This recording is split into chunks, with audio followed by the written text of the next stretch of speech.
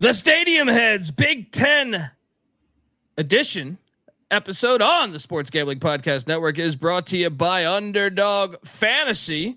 Best Ball Mania is live with $15 million in prizes. Sign up today with the promo code TCE SGPN to claim your special pick. Plus, first time deposit offer up to $250 in bonus cash.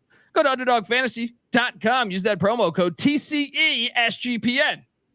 We're also brought to you by Royal Retros. Yes, Royal Retros has jerseys, t-shirts, hats, jackets, and sweatshirts from all the old school teams that you love. Use the promo code SGPN for a 10% off your order today. That's promo code SGPN at royalretros.com. And remember, as always, folks, to let it ride. This is Dan Hawkins. You're listening to SGPN. Let it ride. Okay, that can be done in any case. Education. More education and more informed people. That's the way it is everything. The young ones, they ask me advice, and I always tell them, get as much knowledge as you can. Stadium Heads, man. The granddaddy of them all, the famed Rose Bowl, jammed with a color of over 100,000 fans for its 67th renewal. And the weather here today at Notre Dame Stadium, in a word, it is cold, but it is football weather. The temperature 37 degrees, humidity 79%. Forecast cloudy for light rain later on this afternoon. The average person doesn't know what a good stadium is. They might think they know what a good stadium is, but they think just, oh, our seats are nice and it's so comfortable. We have a 10,000-inch screen we can watch the replay on while we're watching the game, and we got a waiter coming over to take our orders, right? And there's 20 million bathrooms close to us. That's not what makes a good stadium. A good stadium is the look of it, the feel of it, the history of it, the soul of it. That's what makes a good stadium. That's what I mean when I say we're stadium heads. We are stadium heads. They get to run around. Now those people, they shouldn't even be there. That doesn't even count. If you can't get out in the elements, you shouldn't even go to the game. That's the worst thing. Those darn boxes up there, dome stadiums and stuff. We don't need that, right? Welcome to sunny El Paso, the 52nd Sun Bowl, and now this ancient facility is one of the great settings in all of college football. Neyland is now in its 87th year. That's what we are, though. We are stadium heads. Ann Arbor, Michigan. They call it, folks, the Big House, Michigan Stadium. We're at the Rock Kid Brewer Stadium, and it's all now time to play football. Welcome to Philadelphia, Pennsylvania, and historic Franklin Field. It is jam-packed, a sellout here at Michie Stadium. The weather right now is great. A postcard-like day, 54 degrees. Stadium heads, man. Everything that's right about college football, the passion, the pageantry is on display today. The other. Well, it's going to be an exciting night, and there's no question you can sense the excitement all over this stadium. Good evening, everybody. Welcome to Donnie Ficklin Stadium. Bagwell fielding Greenville for East Carolina. Pirate football. The Pirates. Not a seat to be had, folks. 90,000 on hand. And when you're talking intimidation, you're talking to swamp and games. Welcome, everybody. The Shoe in Columbus, Ohio is rocking today. A record crowd. Good evening, football fans. Welcome to Sam Boyd Stadium in Las Vegas. I'm going to call them geniuses, knew to put a football cathedral underneath the shadow of a beautiful mountain range. And it's one of the best places. It's an ultimate bucket list stadium as far as I'm concerned. We are here at Death Valley, Clemson, South Carolina, the original Death Valley. Authentic, genuine, and pure. One of the enduring images in college football, Ralphie 3 leading the Buffaloes into Folsom Field. That's what makes a good stadium. That's what I mean when I say we're stadium heads. We are stadium heads. Welcome back to Stadium Heads, episode 2. Get on over there, hit that like, subscribe button as we preview the Big Ten, or not even preview, just kind of look at the Big Ten's. They're expanding just like every other conference in America, and we now have I don't even know if we should call them a conference when you have I guess it's like the AFC and the NFC. But we're gonna talk about all 18. If last I checked, it's 18 schools and their football stadiums in the Big Ten, the brand new Big Ten in a way. But perhaps you're wondering who the hell you're listening to, and that would be fair. My name is Colby Swinging Database Dan, aka Pick Dundee. That's not a pick. This is a pick. He was raised in the land down under, where a man thinks on his feet, speaks with his fists, and lives by his wits. When Dundee happened, he was a superstar. Nobody knows nothing. Somebody knows. Double the price, but no one touches Dundee. Oh yeah, 18 schools from Piscataway to LA. All right, let's go. I'm trying to be excited about that, but I will tell you this. They have awesome stadiums for the most part. And we're going to talk about all of them. Maybe you're a Big Ten fan. Maybe you're an old Pac-12 fan. You're upset, but you still are rooting for your Ducks or your Huskies or your Bruins or your Trojans. And there's new life out there in the Big Ten. Shout out to the chat. Timothy Green saying, let's go. And Rolex Dad saying, love this new show. We appreciate you. Like I said, we are the Stadium Heads. Get on over there, subscribe wherever podcasts can be found. Also, youtube.com/@StadiumHeadsSGPN. Get on over there, like, subscribe. I am joined by the ultimate Stadium Head. All right, the ultimate. Me, I'm just kind of here. You know what I mean? I've been to I've been to a good amount of football games, but not when I have a conversation with this guy, because I can't even fucking talk in regards to how many stadiums he's been to. I think I said it last time. I didn't even put it in this week's notes, but what was it? 213 was it? 213 was that? Is that? Would you say, or am I off? Do you have that number? So for a game, it's 211. I think out of 261, maybe there's 10 FCS campuses I haven't been to, but 211, that's the number. There you go. And see, that right there is College Football Campus Tour, a.k.a. Michael Barker, the king of really the king of college football. All right. I have more faith in him handling college football than I do Tony Petiti or Greg Sankey. So if we could all this November 7th go out and vote for a College Football Campus Tour to run college football. How you doing though, man? I'll do great. You got to be my VP. Otherwise, it's not going to work. So that's a pretty good ticket. But I'm doing great. We were looking for ideas for the show. There's no conference that's more interesting from a stadium perspective than the Big Ten. And the Big Ten has always been great. You know, the SEC is also great. But when you add the four juggernauts from the Pac-12, RIP, the Pac-12, it's not only, in my opinion, the best stadium conference, but the most interesting. And it'll be fun to go through all 18 and take a snapshot into each of them.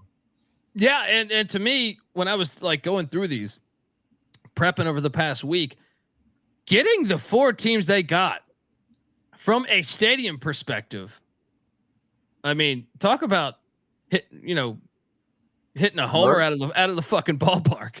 Murderer's row. Honestly, murderer's row. From a stadium's perspective, all four look much better than the time they added Maryland Byrd Stadium and Rutgers.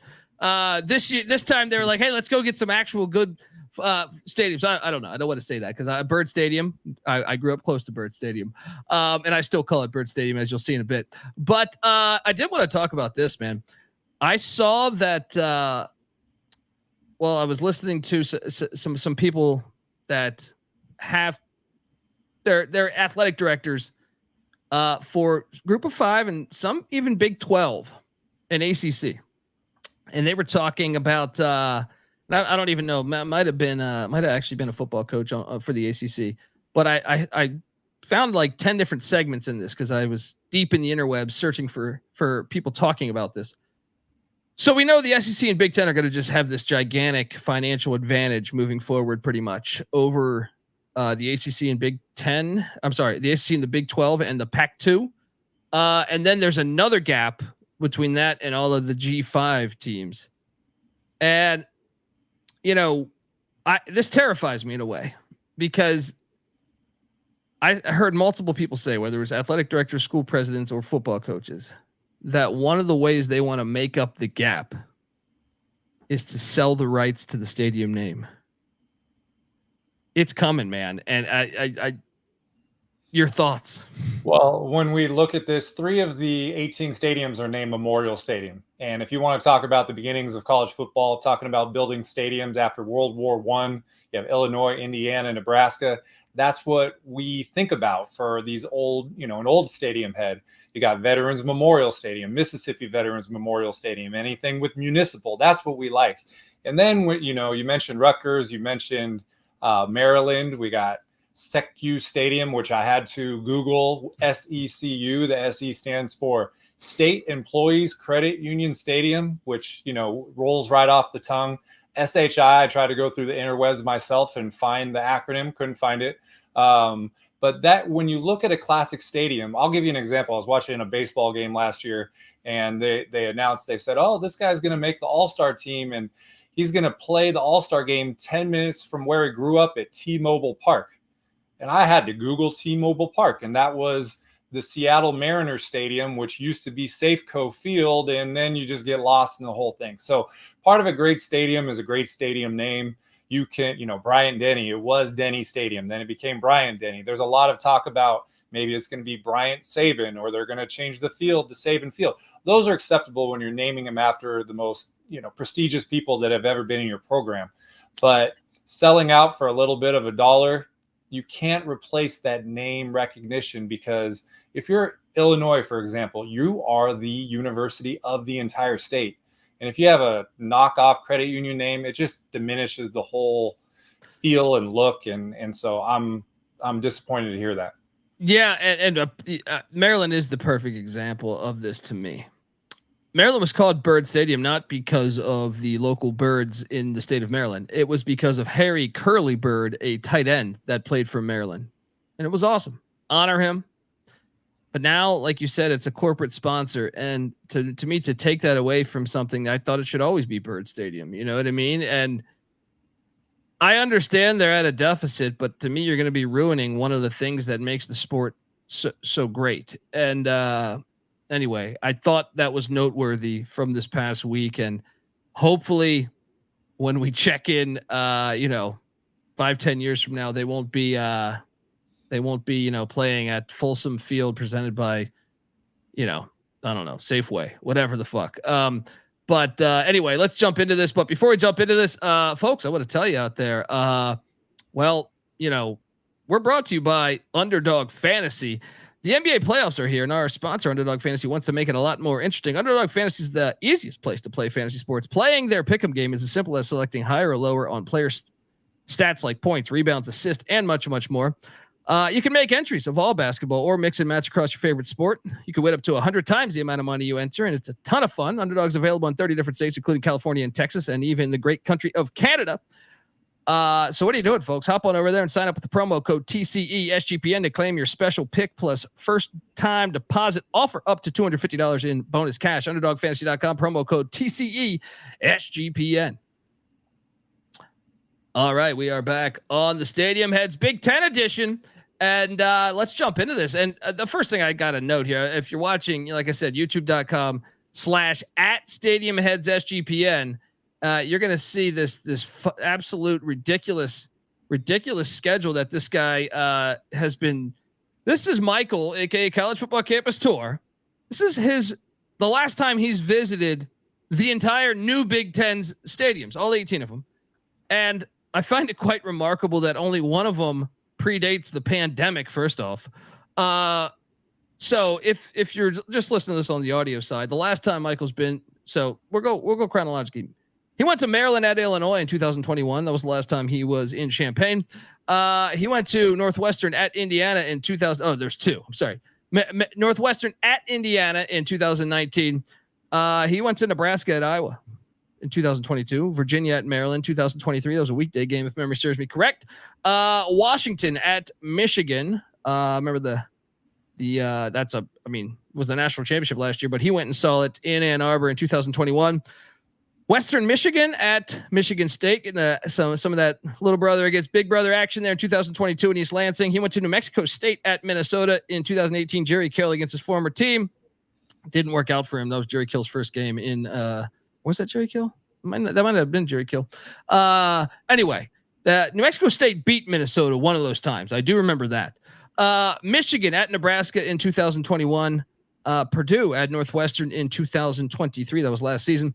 Michigan State at Ohio State in 2023. Washington at Oregon in 2022. That game was an awesome game. If you remember that game correctly, folks, that game, both Washington and Oregon games over the past 2 years have been fucking classics. Minnesota at Penn State, 2022. Wisconsin at Purdue, 2023. Wisconsin at Rutgers, 2021. Washington at UCLA at the Rose Bowl there in 2022. San Jose State at USC, week 0 last year.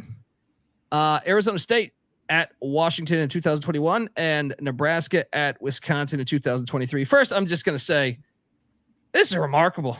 This is fucking remarkable. And I mean, with throwing all those out there, what's the one, like, is it Washington, Oregon that was like the craziest actual game ending wise? Probably. The reason we're putting up this graphic is we want on this podcast to lean into the things that we know. We don't want to talk about things that we don't know, places we haven't been.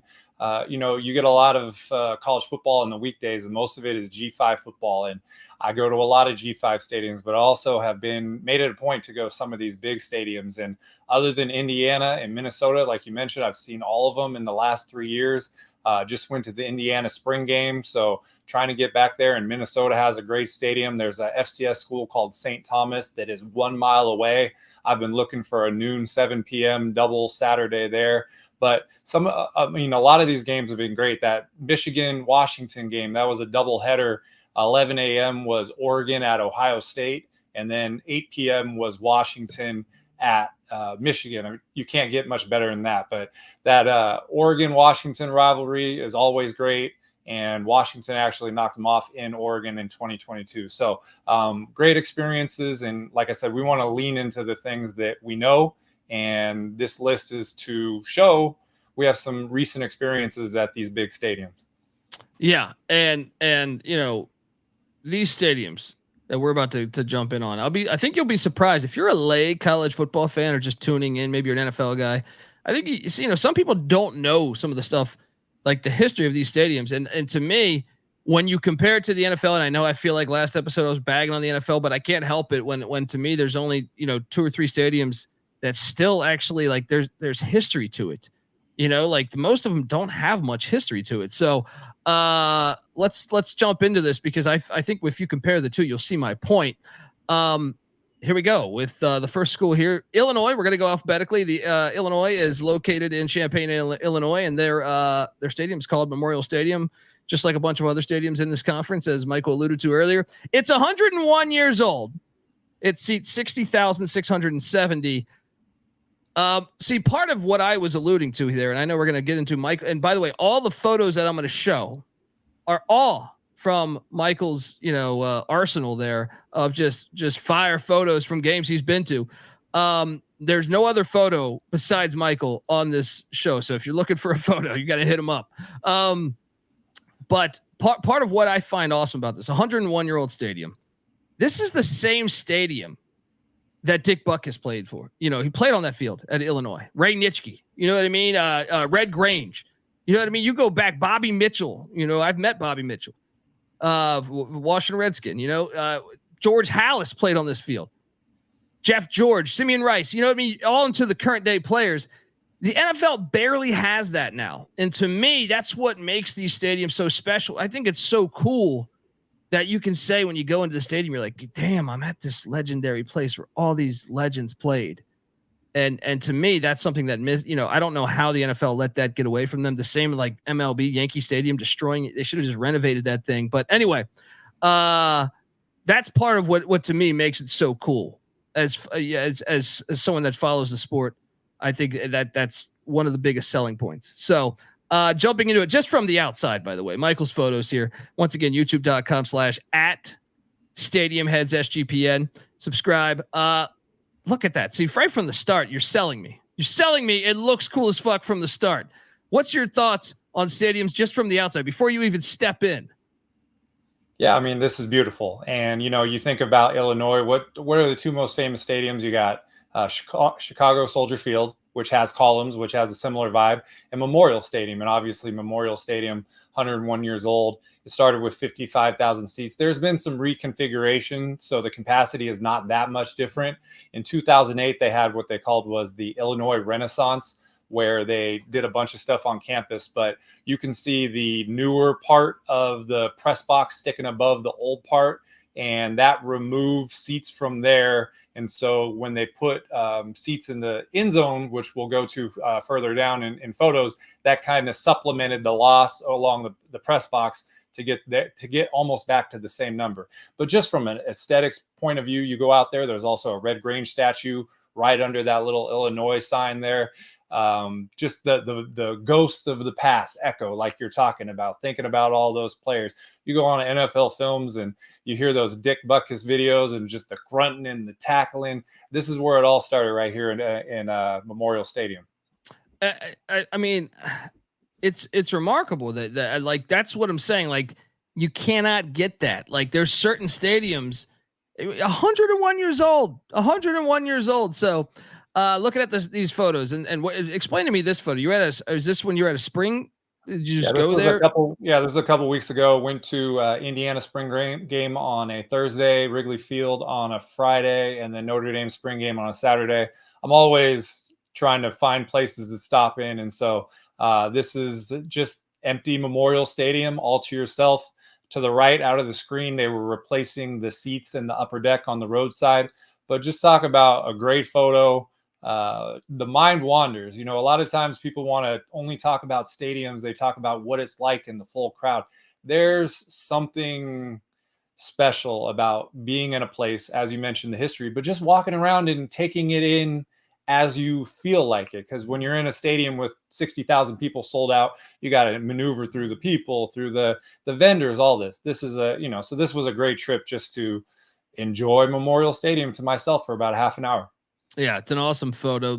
If I was going to nitpick, it would be that they got rid of the grass field a long time ago. I would like that back. But looking at these photos, and this is from what is this, like warm-ups against Maryland, perhaps? Exactly. So I always try to, what I take is the shot of the night at every stadium. As I mentioned in the last episode, I don't collect anything, but I do collect photos, and I always try to find the best angle. So before the game, I felt like this was the best spot. We scouted it out. I like the sunset photo, and it didn't stay that way because kickoff happened after, but that's a pregame shot. And, people might not remember this, but even the Chicago Bears played here. They played here at this stadium for a year or two, if memory serves me correct. This photo, obviously it gets better with each one. Obviously, now there's, the game's actually going on. There's fans there, and then love this one here.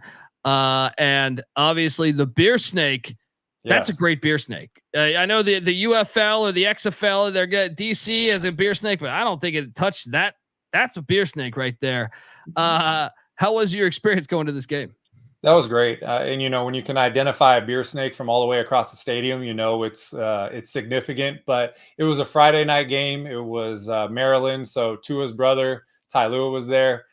Very close. The only thing that was a little bit nerve-wracking was I had a flight probably out. It was out of Midway, Chicago, about a 2.5-hour drive at 6 a.m. That game didn't get out till it started at 8 p.m. local time. It didn't get done till about 11:30 or midnight.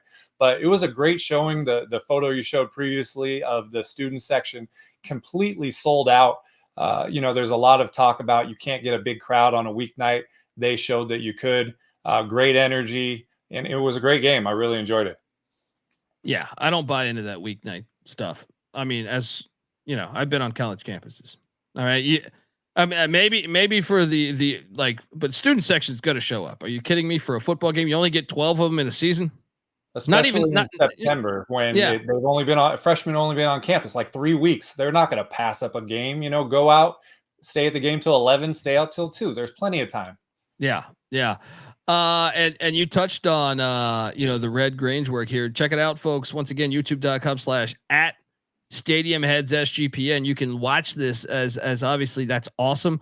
I'm surprised they don't have Nitschke and Butkus statues. Maybe they do. I don't know, but they got to own this history. They have a rich history when it comes to great college football players playing for them. But obviously the Red Grange thing, fantastic, man. Is that at the very beginning before you walk in? So that was right in the from the outside when we were looking at under the newer Illinois sign is right in like center of the exterior. And then that red Grange rock with the plaque on it, that's in one of the end zones, the one next to the student section. So talk about appropriately honoring the most historic player in your program history. They did a great job at Illinois. Yeah, it's just so cool to me that you can go to a stadium where all the same field they played on. All right. You don't get that in pro. You know, Lambeau is about the only thing you can say, Soldier and Lambeau. But even with that, the history is not as deep. Let's jump on over to the Indiana Hoosiers, also named Memorial Stadium there in Bloomington, Indiana, 64 years old, seats 52,626. Now, Indiana, obviously, I've always wondered why they can't get it going. I remember Anthony Thompson and Alex Smith running backs for them and Trent Green. I was actually watching a game last summer with Trent Green at Indiana, and he was running the option. It blew my mind. But, they have a passionate fan base, and I don't understand how it hasn't worked, because Purdue's got a great fan base. Now, Purdue obviously had some terrible years too, but they've had some ups with Drew Brees or recently with Jeff Brom that Indiana just hasn't had. Some of that's the Big Ten East, but then you have Notre Dame. I just feel like that area of the country, I don't understand why it doesn't work there. I'll tell you, I just went to the spring game there, and they're very optimistic, adding JMU head coach. A good showing at the spring game. They feel like the stadium has never looked better, and maybe this is time to make a run. They got a couple of home games. I think their first 5 or 6 games are very manageable. So just boots on the ground. There's a lot of optimism there. But yeah, you're right. Historically, they've been sporadic. Maybe it's their time to pop now. Yeah. I mean, I think a lot of labels, they say, oh, basketball school, look at what Kentucky's done with Stoops. It's a football school. Look what Alabama just did in basketball. They went to the Final Four. Once again, from the start, I like it. Now, I think I would, Illinois kind of has a more classic look, but I still dig this look. I think it looks cool coming into the stadium there at the beginning. I'm assuming that's the beginning. I haven't been to an Indiana game. So the stadium was open-ended on both sides until 2009. And they added one north end zone in 2009 and the south end zone in 2016. So this is one of the entrances. The other entrance looks some more retro feel, kind of like almost like Ohio State. But it's cool to have 2 different flares on each side of the stadium. But yes, that's added within the last 15 years. Yeah, and that looks really fucking cool. That looks very cool. Yeah, and it's lit up at night, and it's part of the stadium, and the back side of it's got seats for you to look in, and just turning an old stadium with open end zones into a classic looking stadium that, if you didn't know any better, you would think is part of original construction. Yeah, it's like, I think Kansas State did that also, and I can appreciate that. And then they do have a nice statue. Who is that? I was trying to make that out. That was is that Anthony? I mean, I don't know. I was wondering if that's Anthony Thompson or not, but it looks further back. Anthony Thompson was a stud running back for them in the 80s. Either way, it's John something. It's one of the first African American players they had on their team. There's a statue. It's something, and I wish I knew the name right off the top of my head, but that is out in front underneath that previous photo you showed. And then the other photo is a plaque inside talking about, the dedication of Memorial Stadium. Yeah. I mean, I can tell you this, is this from the spring game that you just went to? That is from the spring game, and the weather and the background really cooperated with the photos. It was beautiful. Dude, this looks awesome.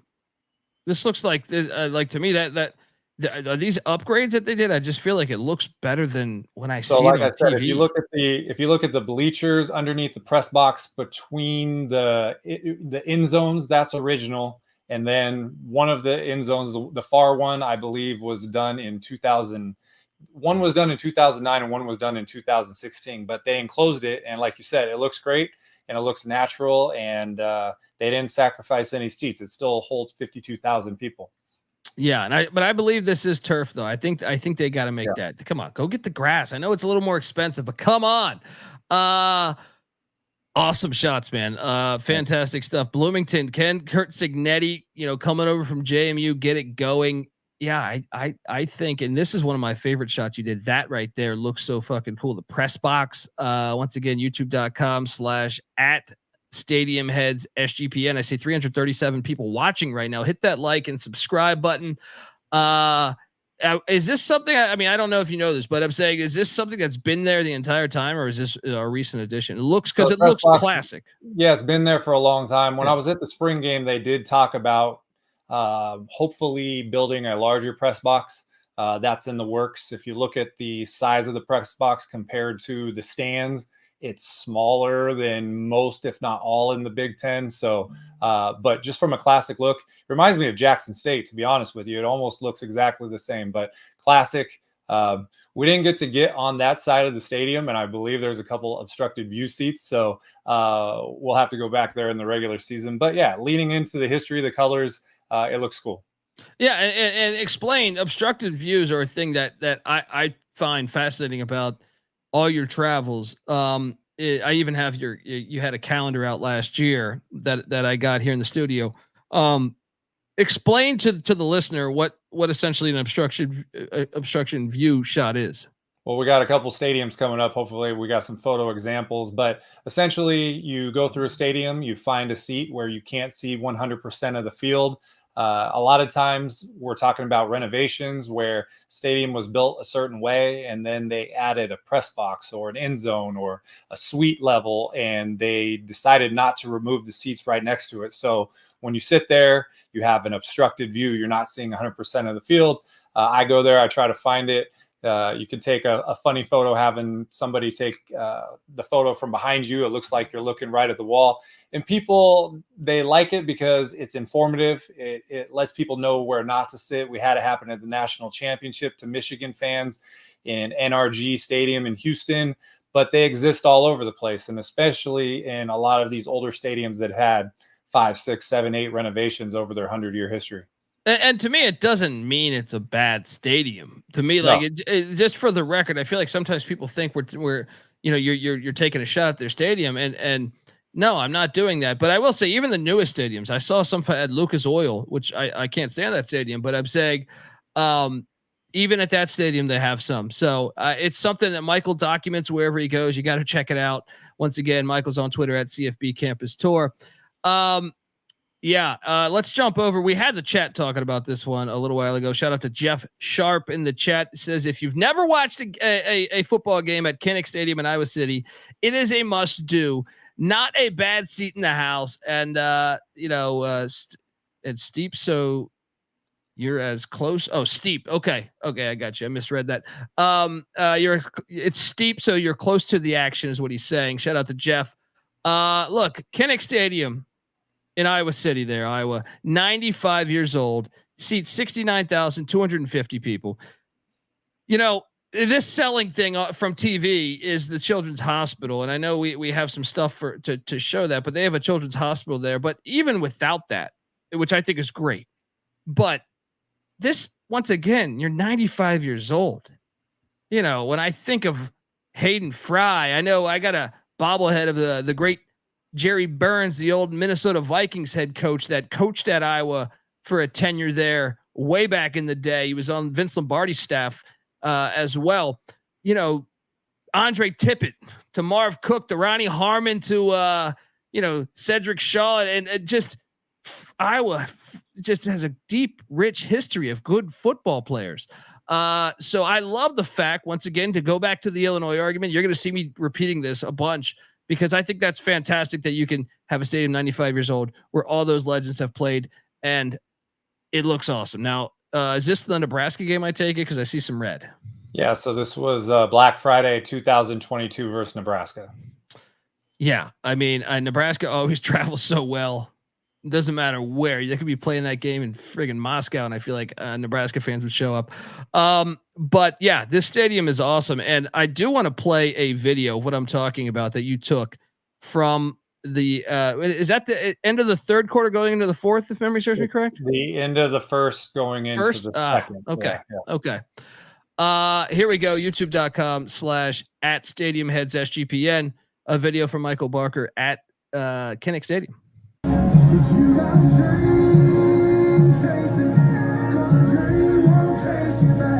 So they call it the Iowa Way.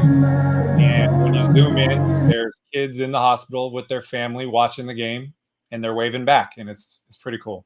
Yeah, I mean, how much better? It doesn't get much better than that. I mean, absolutely remarkable, and yeah, I mean, and if you know about the work they're doing at the hospital, I mean, you couldn't have a better sync with a university as far as being on the same page, doing great things for people that really need it, and linking it to football. Just having it peer over the stadium like that, it's synonymous with Kinnick Stadium, and this place has improved so much over the years. If you go back, I do a lot of historical tweets where I'll go and look at it. This was Iowa Stadium back in 1929, and it only had 53,000 seats. Now it has almost 70. It didn't have permanent lights until 2015. But when you look at it, mid 80s, Hayden Fry, it's got old AstroTurf, and a lot of the newer elements, the press box, which is very sleek, we haven't shown yet. Those don't exist. And for a stadium to be transformed like this, that's what we like about college football stadiums, because they transform these stadiums out of necessity. They can't just go through a stadium in 15 years and say it doesn't fit them, or they need a dome and we got to get rid of it. This is the land on campus allocated for a stadium, and you got to maximize it. And to think what they've done and see what they've done in over almost 100 years is remarkable. Yeah. I mean, this is one that I've never been to that, like, if you told me, hey, load up the jet, it's easily like top 5, top 10 for me. Great fans too. Great fans, nice fans, knowledgeable. Nebraska heated a rivalry, but that game came down to the end. It wasn't, fist fights or anything like that. It's a great place to watch a game, home or road fans. Yeah, I got to get there. Now see, obstructed view shot right here. This is hilarious, dude. I mean, it's great. It's like I said, I'm not shitting on the stadium, but it's still great that this exists, because I could just imagine your number one team in the nation comes through and someone is sitting there the entire day just saying, do we get the ball? Do we get the ball on the other side? Well, what's funny is whenever somebody says there's not a bad seat in the house, and I'm like, okay, I'm going to try to find it. And not that, like you said, we're not making fun of the stadium. We're pointing it out. I was outside the swamp in Florida, and I was waiting to get in the stadium, and somebody walked by me and he says, I know who you are, and you won't find a bad seat here. And I was like, is that a threat or is that real? But there was a bad seat in the swamp, quote unquote bad seat, and I found it. But that's what you do. And again, these are done off of reconfigurations, renovations. It's right in the corner. It's not, I think it's a general admission there if you get there. So if you're the last one in a sellout, you're going to miss out. But there is an obstructed view at Kinnick Stadium. It does exist.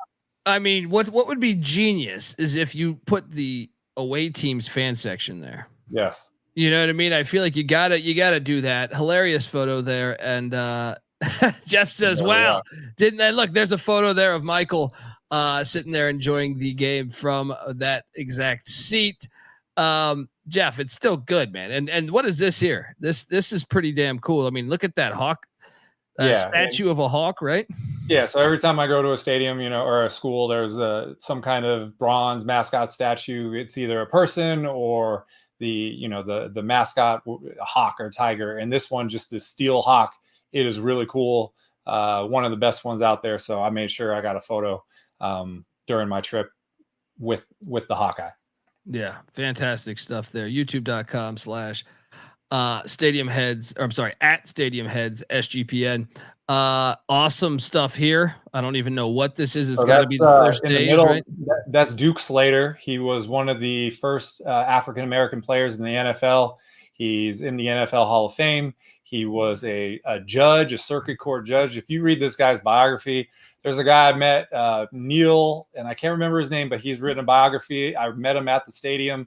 A remarkable life, and that's around the exterior of Kinnick. Duke Slater, very cool. That's awesome, dude. That's just an awesome thing they're doing. The stadium seems awesome. Look, next up, before I get to the next team, which is the Maryland Terrapins, I want to tell you that the Stadium Heads podcast is brought to you by Game Time. Yes, Game Time is now an authorized ticket marketplace of the Major League Baseball, essentially, which makes getting tickets even faster and easier. Prices on Game Time's app actually go down the closer it gets to first pitch, so you might want to check it out with killer last second deals, all in prices, views from your seat, and the lowest price guaranteed. Game Time takes the guesswork out of buying MLB tickets. So what are you doing, folks? Look, I can tell you, Game Time, I wish it was around, because I've been in cities where I just procrastinated, and then you just end up saying, hey, I'm going to get this ticket, and you end up paying like way more, or maybe you don't even go because you don't have that much money, and you're like, damn, I thought the tickets would go down. I thought I'd be able to scalp some tickets. So you want to check out Game Time, last minute ticket deals, save up to 60% buying last minutes off for sports, concerts, comedy, theater, etc. You know what I mean? And save even more with the exclusive in-app deals on select seats ahead of the game or the event that you're going to. So what are you doing, folks? Download the Game Time app, create an account, use that promo code CFBX for $20 off your first purchase. Once again, terms apply. Create an account, redeeming code CFBX for $20 off. Download the Game Time app today. Last minute tickets, lowest price guaranteed. All right, we are back, and I had to put Bird Stadium. I couldn't do it. Maryland University, College Park, Maryland. My mom, a graduate from the University of Maryland. Stadium's 74 years old, seats 51,802 people right now. Look, this is another one. I love that Maryland should be better. I've said this for a long time. The DMV produces a ton of great football players. Bruce Smith, Michael Vick. You can go on and on and on. Maryland's one that I feel like in this day and age can capitalize off this, because they do have a rich history. They have a national championship, as you'll see. Michael took a photo of it, but they had Bear Bryant coach there, Bobby Ross, Ralph Friedman. They have a good history of coaches as well. They got to just figure it out, because to me, I grew up in that area, and to me, that's why I've lobbied for George Mason to start a football program. They're a huge university, and I'm like, that area, especially with the way the Redskins have, whether it's Dan Snyder, whether it's a name change, they're just out on football sort of right now, because they don't really feel they're conflicted. Half are in, half are out. It's an area that could really, I think, if you really go all in, you could really steal the city in a way. But this stadium, I love what they do with the end zones. First off, I love the Maryland state flag on the end zones. You know what I mean? I think that's an underrated thing. They were doing it for a little bit for the helmet, but they brought back the retro uniforms from the Neil O'Donnell era. But what do you like about Bird Stadium, if I may? So that photo is from last year. It was a Friday night game versus Virginia, I believe, and I really enjoyed roaming the stadium. It's a little bit the home side you're looking at in the distance is lower than the roadside, and what that does is perfect to transition to the next photo. It gives you this upper angle, and you get to shoot everything. And this was that you could see the student section packed in the end zone. Sometimes the premium seats, people are not able to get there on time. But just from, you mentioned the national championship, another stadium where there's been football played on this site for a long time, since 1950, and the 5-story press box added in 1991 has gone through a couple of name changes over the years, but it has a cool look, and they definitely have potential there. And I really enjoyed going around the stadium, like I said. Yeah, and once again, you add in like the history, like I said, those coaching legends. Frank Wycheck, rest in peace. He passed away recently. Played at Maryland. Randy White, the Dallas Cowboy great. It's had Walt Williams, the NBA player. He played on the football team. People don't know that. It's got a rich history. They just got to capitalize on it there. But I enjoy the stadium. I do. And the USFL, Jim Mora played. They won a championship in the original USFL in 1985. The Baltimore Stars. They were prior to the Philadelphia Stars. That was their home stadium. They won a championship there at that stadium. So a lot of football history there in Bird Stadium, or whatever they're calling it these days. And this photo is great right here. Yeah, trying to get into the student section. I had a credential, so I can go through a lot of students. They know obstructed views, so as soon as I show them my feed, they'll know who I am. But you want to get down there. You want to get every angle possible. And this photo shows, like I said, you can see the home side stands are filled out a little bit more at this point too. So immersed in a great stadium environment on a weeknight. Like we said, people doubt it, but there you go. 100%. And there's they got a flag. They got the flag going in the crowd. The Maryland State flag. You got the the Jumbotron, and then you got obstructed view. Fantastic stuff. This almost seems like you're indoors. Yeah, so the second level on the roadside, part of it is covered, and it's not just one seat. There's these support concrete pillars all across the way. And so, as I said, I usually, they let the people in the stadium 2 hours before. I'm first person in the stadium and running around. I've also looked at photos beforehand. And again, you want to do your due diligence. Do they sell this seat? Is it on the ticket websites? Is there a price associated with it? Is there a warning on the seat? And so once I get all the information, if somebody's sitting there, I could talk to them about how they acquired it. But bottom line is, at the stadium, one of my responsibilities now is to identify these seats. We had one at Iowa. We had one in Maryland. And again, with multiple renovations, there's going to be what I call casualty seats. And this is one of them at Maryland. Yeah, and there's a photo of you watching from there. We go. There we go. Good posture, staring at the wall, all that. Yeah. And there's a national championship, 1953. You don't have to go back that far. That's in my parents' lifetime. It counts. So Maryland, maybe they could bring another one. Maybe Mike Loxley's the guy to bring another one to College Park. Now we go to the reigning national champions, the Michigan Wolverines. The big house, as they call it, Michigan Stadium there in Ann Arbor, Michigan, 96 years old. It seats 107,601, which is just insane to me. I can't even and that's another thing, folks. A lot of people think, oh, the NFL, even with them going to these crazy new stadiums that look like shopping malls, they feel like shopping malls. None of them. College football still has the biggest stadiums in the country, or if for any sport in America, it's college football. Talk to me about your experiences to Ann Arbor, because to me, this stadium, you want to talk about football history, right? I touched on Nitschke and everything. Well, look no further. I mean, the Michigan is a blue blood in college football. I don't know if everyone would agree. Ohio State fans won't agree with me, but it from Schembechler to Fielding Yost, Dan Deerdorf to Anthony Carter, on and on and on, Jumbo Elliott, and obviously Tom Brady and recently Jim Harbaugh and their success. It doesn't get more college football than Michigan, right? Yeah, well, also we're talking about numbers. This place built in 1927. It originally had 72,000 seats. Fielding Yost wanted it to have between 150 and 200,000 seats originally, and they didn't do that. They settled on 72. Yeah, but he just imagined it. You take the Yale Bowl and you expand it, and he had that vision.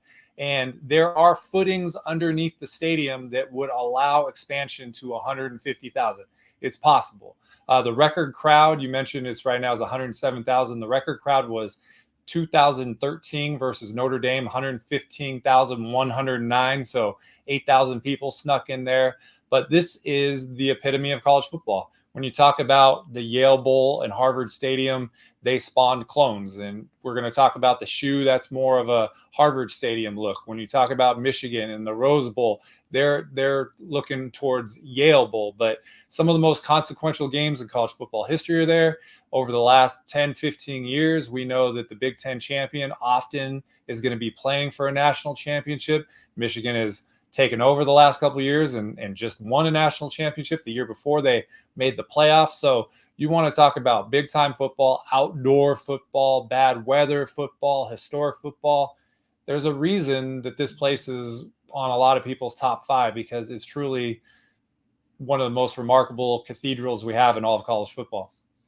Yeah, I mean, and how many great games, whether it's obviously the Ohio State Michigan rivalry is always, so awesome, or Michigan State. I even enjoy some of those games every single year that I circle both those. But then you have like the App State game, which I know Michigan fans won't want to hear, or the Colorado game with the Hail Mary, or I remember a kickoff game against UVA back when they had Tiki Barber where they scored on the final play of the game. It was just Michigan.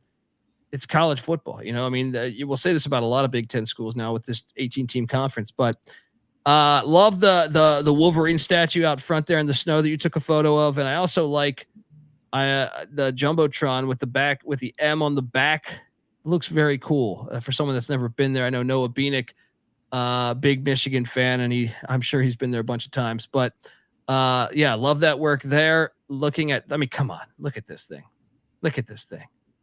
It's gorgeous. I don't even know what to say. It's like in Rudy. It's like in Rudy when he says, "It's the greatest sight these eyes have ever seen." Now, I'm not saying that because I'm not a Michigan fan, but I'm saying for all these classic stadiums, I'll say the same about the shoe. All right.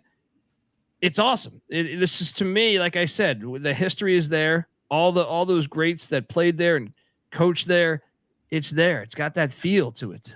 And it's even better in person. You could look at every photo imaginable.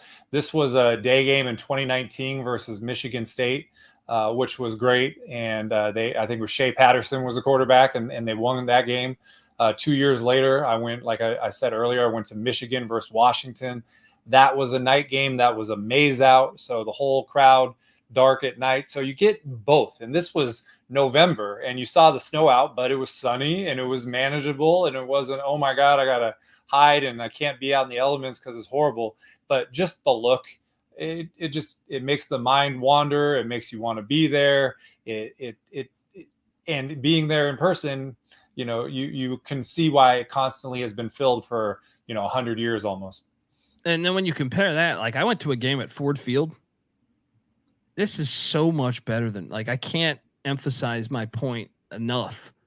Like, to compare both, it's like a different planet. I don't understand why the Lions did Ford Field. They should just play at Tiger Stadium. That'd be cooler than playing at Ford Field. But anyway, that shot and your series of shots right here. Look at that fucking shot, man. Yeah, that's the maze out right there. So only do it once a year. That was versus Washington, and just the opportunities as a photographer are all over the place.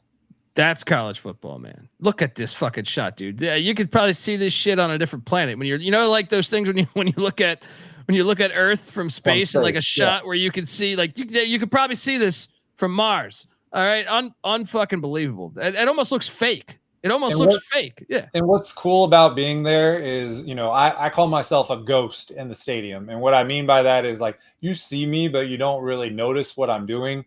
In a place like, if you go to a Tuesday night game in certain places, there's not that many people. You can see where everyone's going. This is a place where you can just go around and you get in the middle of, this group of fans, and they're talking about this, and you go to the next one, the students are doing this, and you just maneuver and you get all these different experiences just going through and maneuvering, as I said, through the stadium. So it's cool. It's something where you can talk about, I was part of this, so if you went to that Notre Dame in 2013 game, you set the record. These are ones that you have in your back pocket forever on, I say traveling resume. This is one that I will value forever. Yeah. And I feel like doing the Desmond Howard pose, just looking at it. That's what I'm saying. It gives you a feel. It gives you a feel. Just, I don't know how to they should do a Fielding Yost. I know he's a Dub V graduate. They should do like some type of like kickoff. The one of their non-con games every year, it should be a Fielding Yost. Because how could you be that ahead of, he knew in 1925 he knew that this thing, this is the future. Fucking unbelievable. And look at that. We got some more shots there. It just seems it's bucket list. But now we got to talk about their rivals. One of their rivals, Michigan State, Spartan Stadium, which is actually older than Michigan Stadium. East Lansing, Michigan. They're 101 years old. It seats 75,005. I know we just gave Michigan their flowers, but Michigan State, they got a history too. I mean, Saban coached there. D'Antonio got him to the playoffs. Bubba Smith, Hightower, great football player, played at Michigan State. They got the actors, man. Hightower from Police Academy. James Conn. People didn't know James Conn played for Michigan State. Played college football for Michigan State. Draymond Green. I mean, look. And then they have a bunch of great. Kirk Gibson also, actually, now that I think about it, Kirk Gibson also played wide receiver for Michigan State, the LA Dodger, and Detroit Tiger. But obviously, they have such a rich history with football too. Whether it's there's, just of recently, I feel like since like the 80s, great players like, Andre Rison and Carl Banks and Tony Mandrich, which was a stud in college. And then, Kirk Cousins, who just is the richest guy on planet Earth. All those guys. Tyrone Willingham, I think, played for them back in the day. But talk to me about Spartan Stadium and your experiences here, because this is an awesome photo too, man. Yeah, what's cool about this place is, again, it's built in 1923. Was the original name was College Field. It only had 14,000 seats, and now it has 75,000. Record crowd was 80,401, and that 8-story press box that was added in 2005. So again, ingenuity going from 14,000 to 75,000 seats.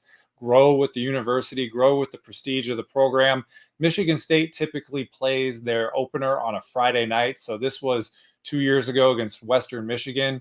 In 2019, I went to a Friday night opener against Middle Tennessee State. So, from a scheduling perspective, yes, you want to try to get all the Michigan State games, but you always want to try to take a P5 on a weeknight. You're going to do that.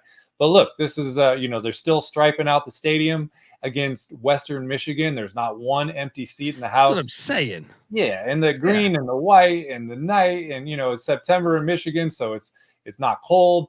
I mean, what more do you want on a Friday night, Big Ten, the woodshed? It's a great place to watch a football game.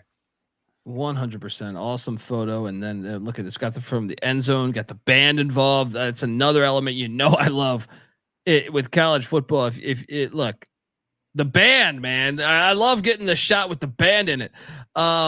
It just looks fantastic. And wow, look at that Spartan Stadium and they credentialed me, which is crazy for a P5. So I got a press box shot right there, which I appreciate. But you could see just the white and the green all over the place. People really care about Michigan State football.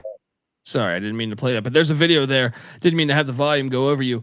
Look at that. Michael took that video. You got the band on the field doing their thing. And is that all the same game?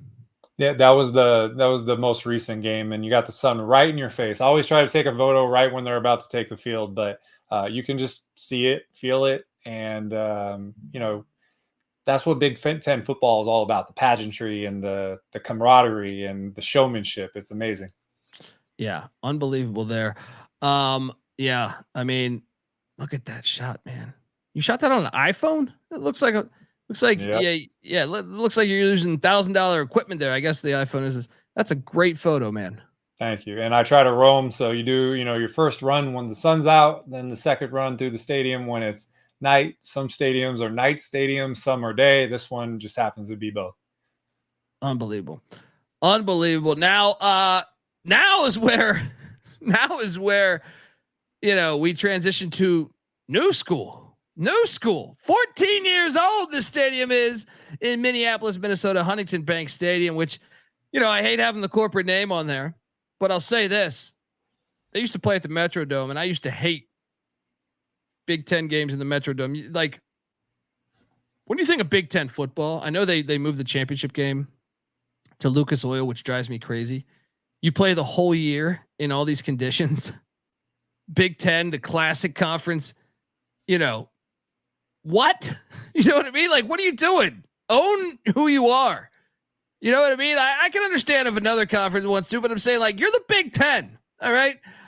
Minnesota's one that I thought, obviously they didn't always play in a dome. They moved to the dome, I think, when they got the Metrodome in the 80s.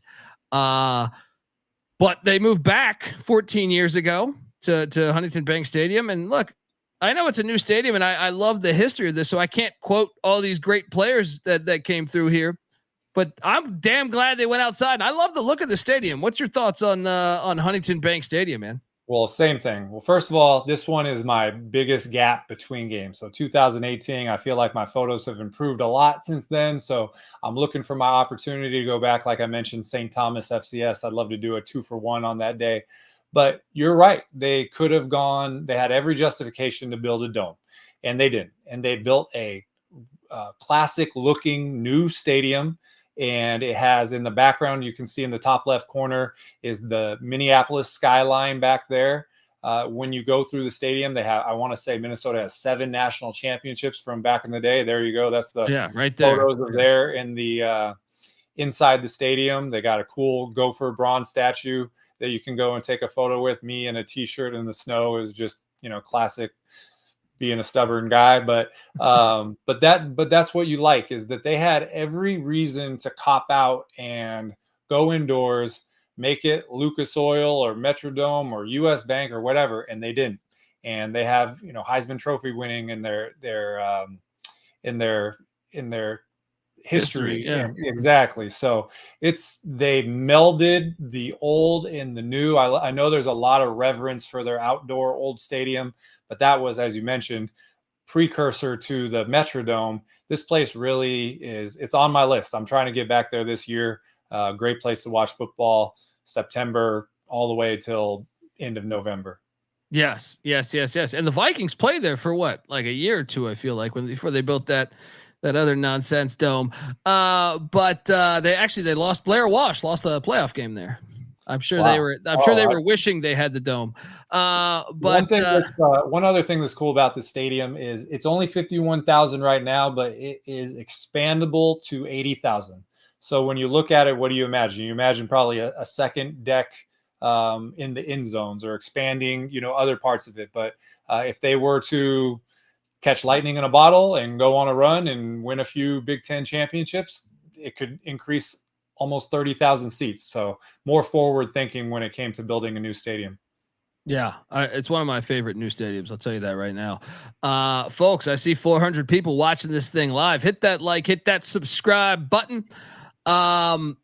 Let's jump on over to, well, first, I like that. You got to tout those national championships. Just owned the 1930s and early 1940s. Just owned it. Just five natties. And that's what when you look at programs that maybe haven't done in a while, you look, and even though college football was different back then, they have championship pedigree, and you're the flagship university of your state, and you have a big time coach, and you have a great stadium, and you have the most highly funded, them in the SEC conference. Like, you have a lot of bullets to fire. And so being proud of your history, putting the actual trophies inside the stadium, putting placards on the outside, it's cool. I mean, if you're a recruit and you're coming in there and you look up and you're like, wow, 7 national championships, it's got to be impressive. So the sleeping giant, everybody wants to say, they really have a lot of potential. And again, I want to get back to that stadium, hoping to do it this year. Hell yeah, man. All right, we move along to, this is a great stadium. I've been to this stadium.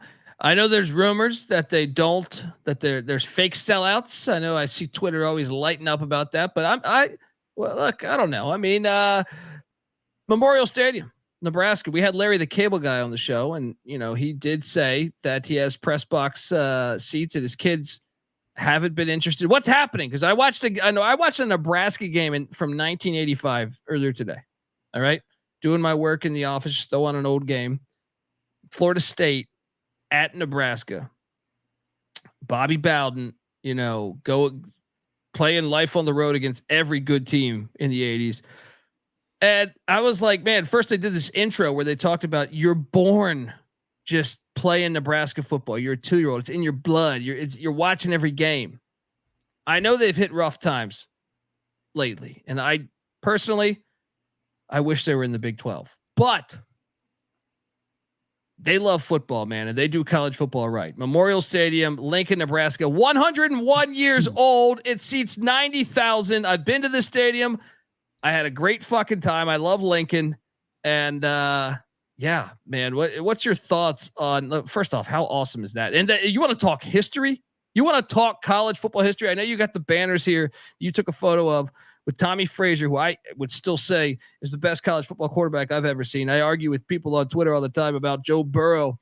Tommy Frazier was unstoppable for Nebraska in the 90s. Johnny Rodgers, and obviously just Turner Gill. Just the amount of history that has come through there.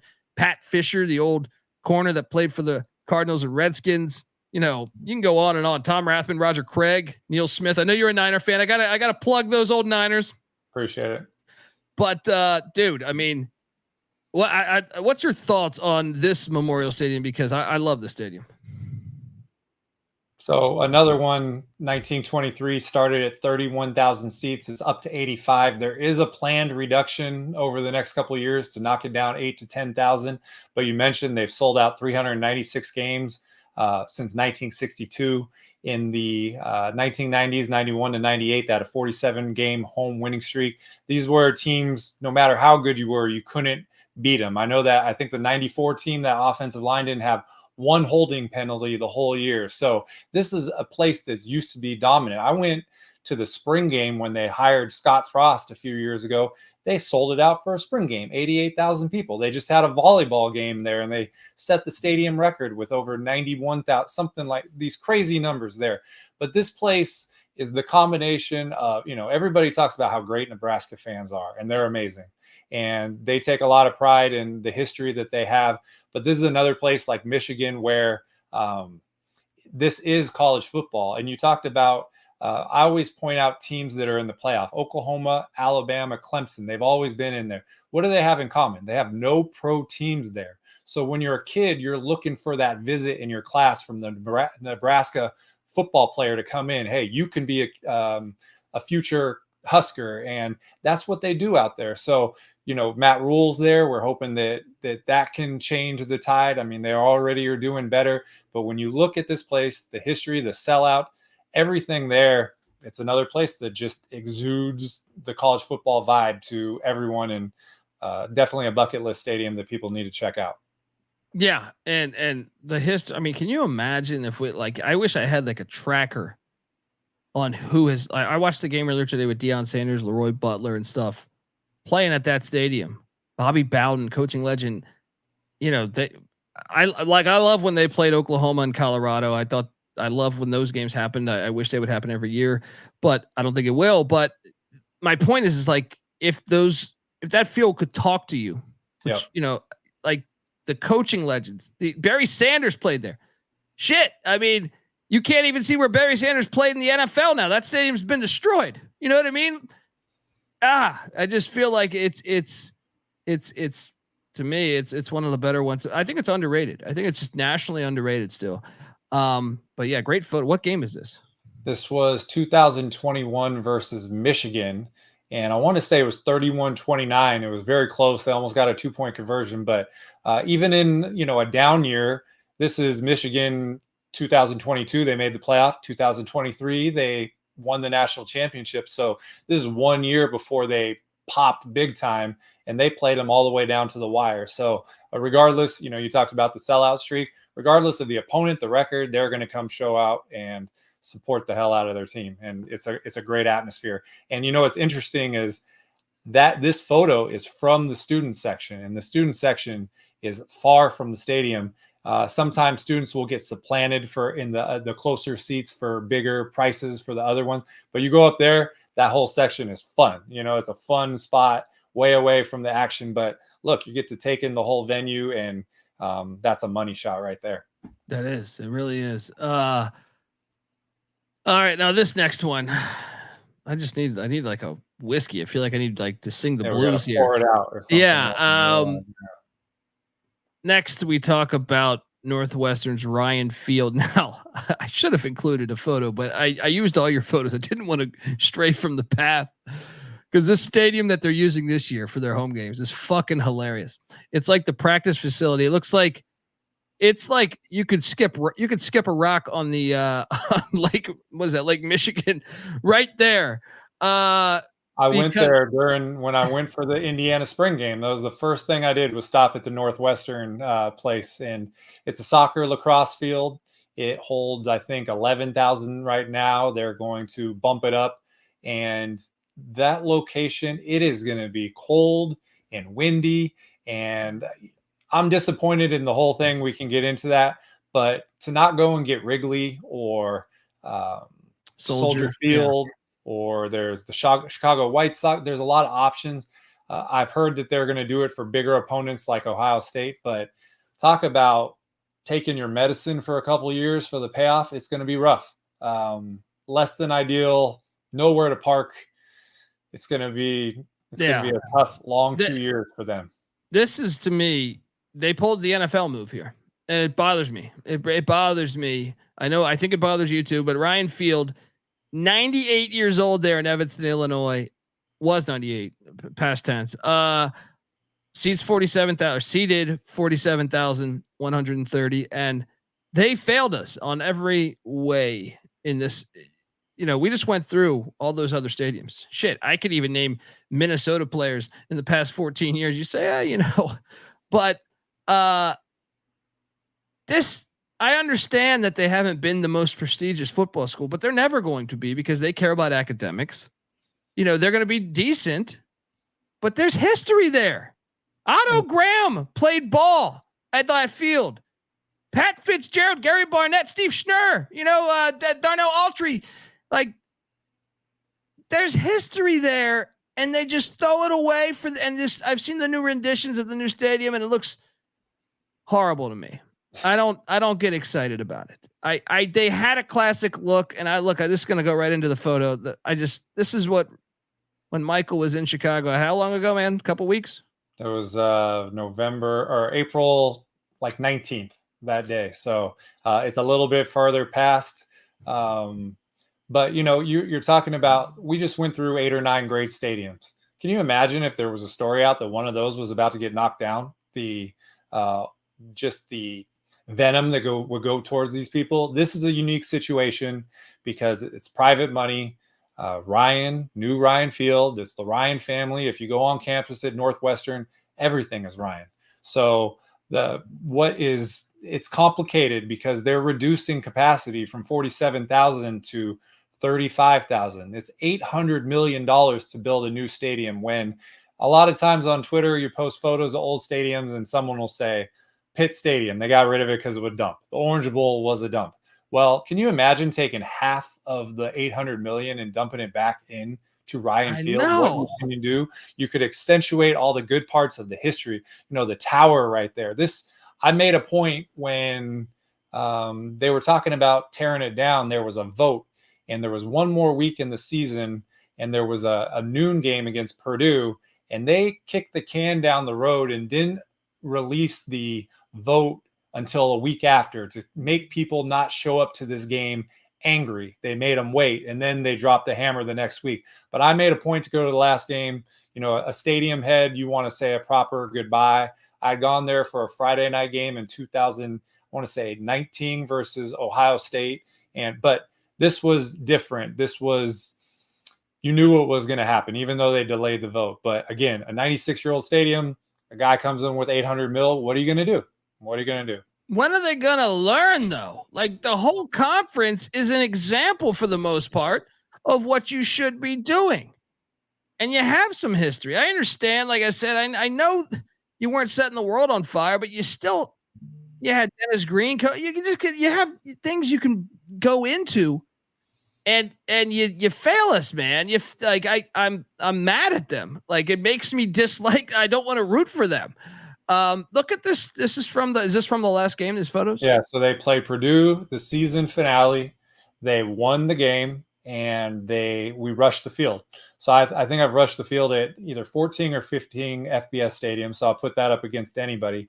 But a proper send off, winning the last game, becoming bowl eligible. They had a new coach. Obviously, the stuff with Pat Fitzgerald in the off season that put them off to a bad start. They finished well with making a bowl, but going through there, you're at a funeral, and you look at it. And when we talk about what's a stadium head, this is the soul of college football right here. You go to the Ivy League, it feels like an Ivy League stadium. So it was, I don't want to get over dramatic, but it was sad to be there. And, I took as many photos as I could. Like I said, I went, you showed the first photo of the demolition. I've been posting them on Twitter and they get a reaction. So part of the new stadium is that it's not just going to host football. It's going to host concerts, and it's in a neighborhood, and the neighbors didn't want it, and there was a dispute there. So it is going the NFL direction, and us guys that love classic stadiums, whether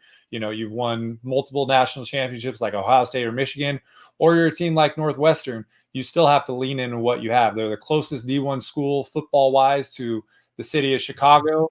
There's tons to work with there. So they have a different strategy. Like I said, $800 million from a private donation is going to win the game, but it's sad to see it go. And this, part of the flair of the old stadiums is they have a lot of obstructed views. And the photo you showed before, there's like 12 of them all lined up. So this isn't that bad of an obstructive view, because you can kind of poke your head around the corner and see. Compared to some of those other ones, I feel like for its age, it's not that bad. No, it's not. And you can lean to the left and lean to the right. It's not that bad, but that's how they built stadiums back then. They had to put some of the support there. But there's another photo, I think it's in there, where you can look out the window.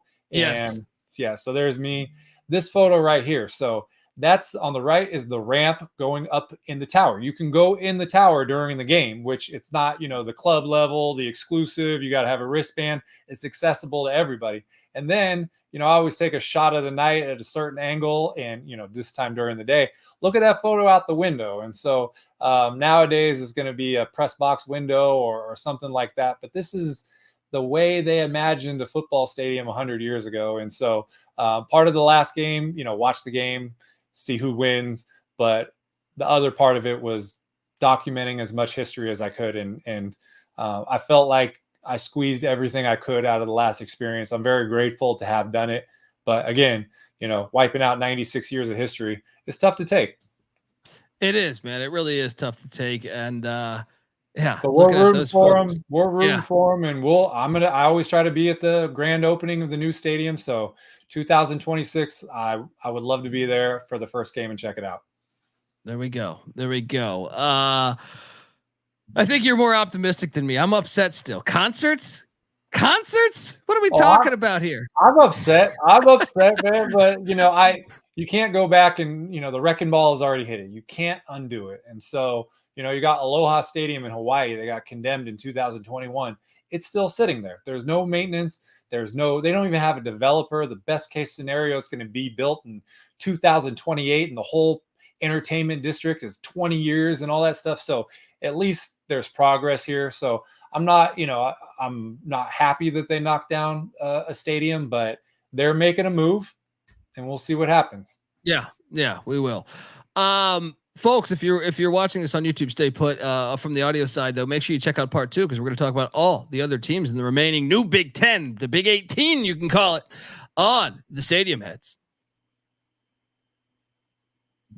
All right, we are back on Stadium Heads as we jump into, just got done talking about the Northwestern Wildcats. Now we talk about the Horseshoe. Yes, Ohio State, aka Ohio Stadium there in Columbus, Ohio. Shout out to Tommy's Diner. 103 years old.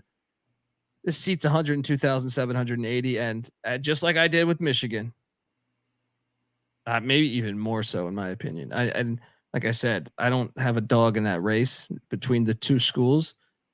But I can tell you this, man, your photos of this stadium, and when you see this stadium on TV, add in the band and everything, this is college football. And I love it. Everything about it. And you want to talk about history, rich history, legendary people coaching there, playing there. This is fantastic. This is college football done right. Your thoughts? So this photo's from 2021 versus Oregon. Last year I went to a night game against Michigan State, and it's better in person. Originally 66,000 seats. Now it's 102,000. It used to have a track. Jesse Owens is undefeated in Ohio Stadium. Obviously went on to Olympic glory in Berlin. They lowered the field. They took the formula of Harvard, but they were the first one to put a second deck on it. It used to be open, that bleacher in the end zone that was added. That's where the students are.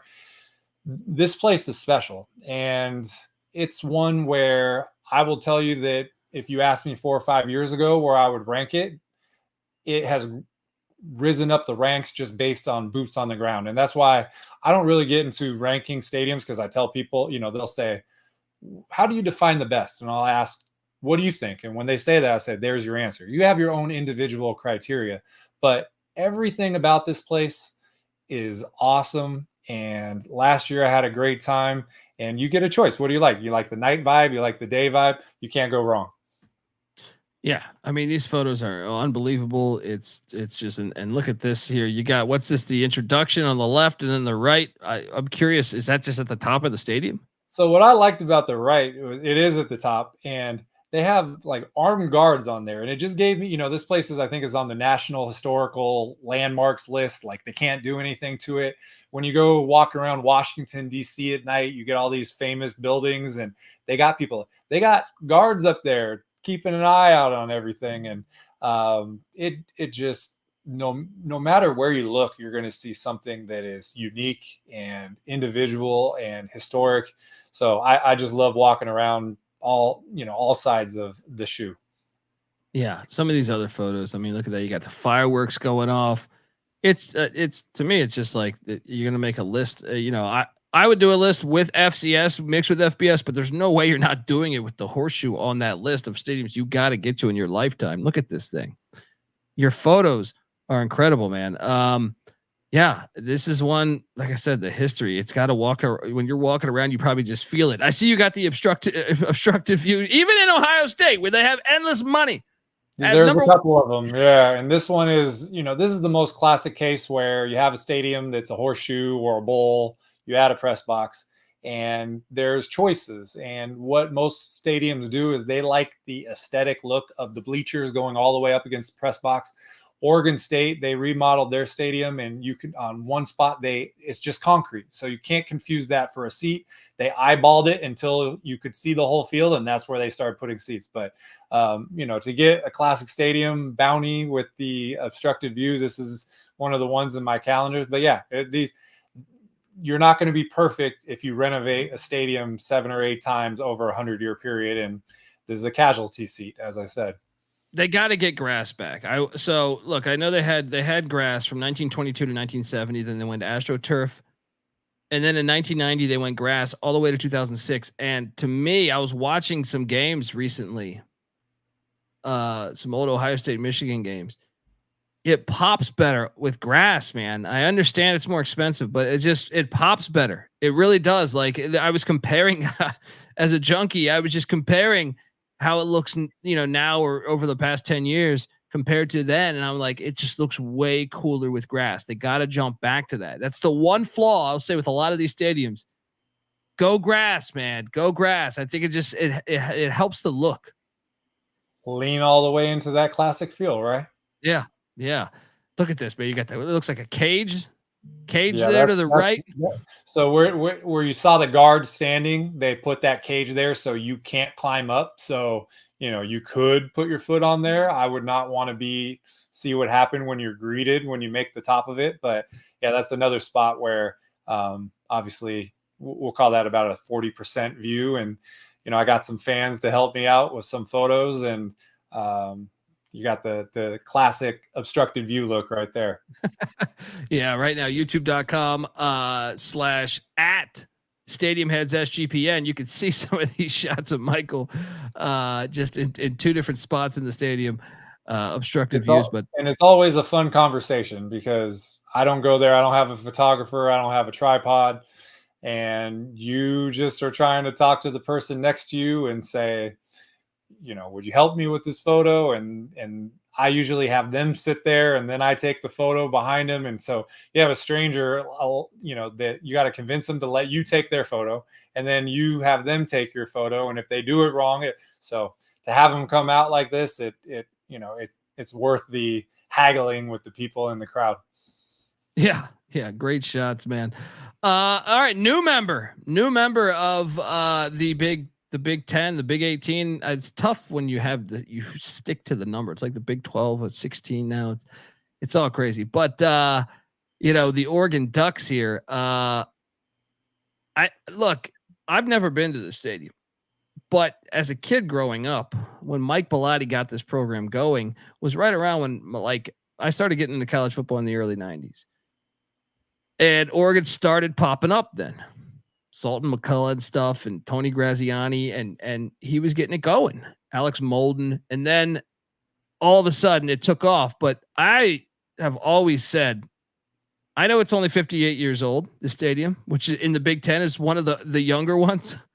It seats 60,000. I will put this up from watching on TV. I'll put this up against some of the best stadiums. It's not always about the size. It's about how cool it is. And this stadium always seems so cool to me. What do you make of Autzen Stadium? Yeah, I agree with you. So I've been to 2 games there, 2019 versus Washington State. And we talked earlier about 2022 versus Washington. And this place, 54,000 seat capacity with 6,000 standing room only. When you look at it almost has like the Memphis Liberty Bowl type feel. When you get to the dips, that's where there's standing room only. They dug it deep into the ground, and there's what they call the Autzen bounce. And when noise reverberates throughout the stadium, it has nowhere to go. It stays in there. You can see how close the seats are to the sideline. They're right on top of it. Keith Jackson did a game there, and he said per square yard, Autzen Stadium is the loudest stadium in the history of the planet. That was his quote. Lloyd Carr, national championship coach with Michigan, says the loudest stadium he ever played in. And, underrated scenery in the background. You could see the trees there. Portland is very famous for that.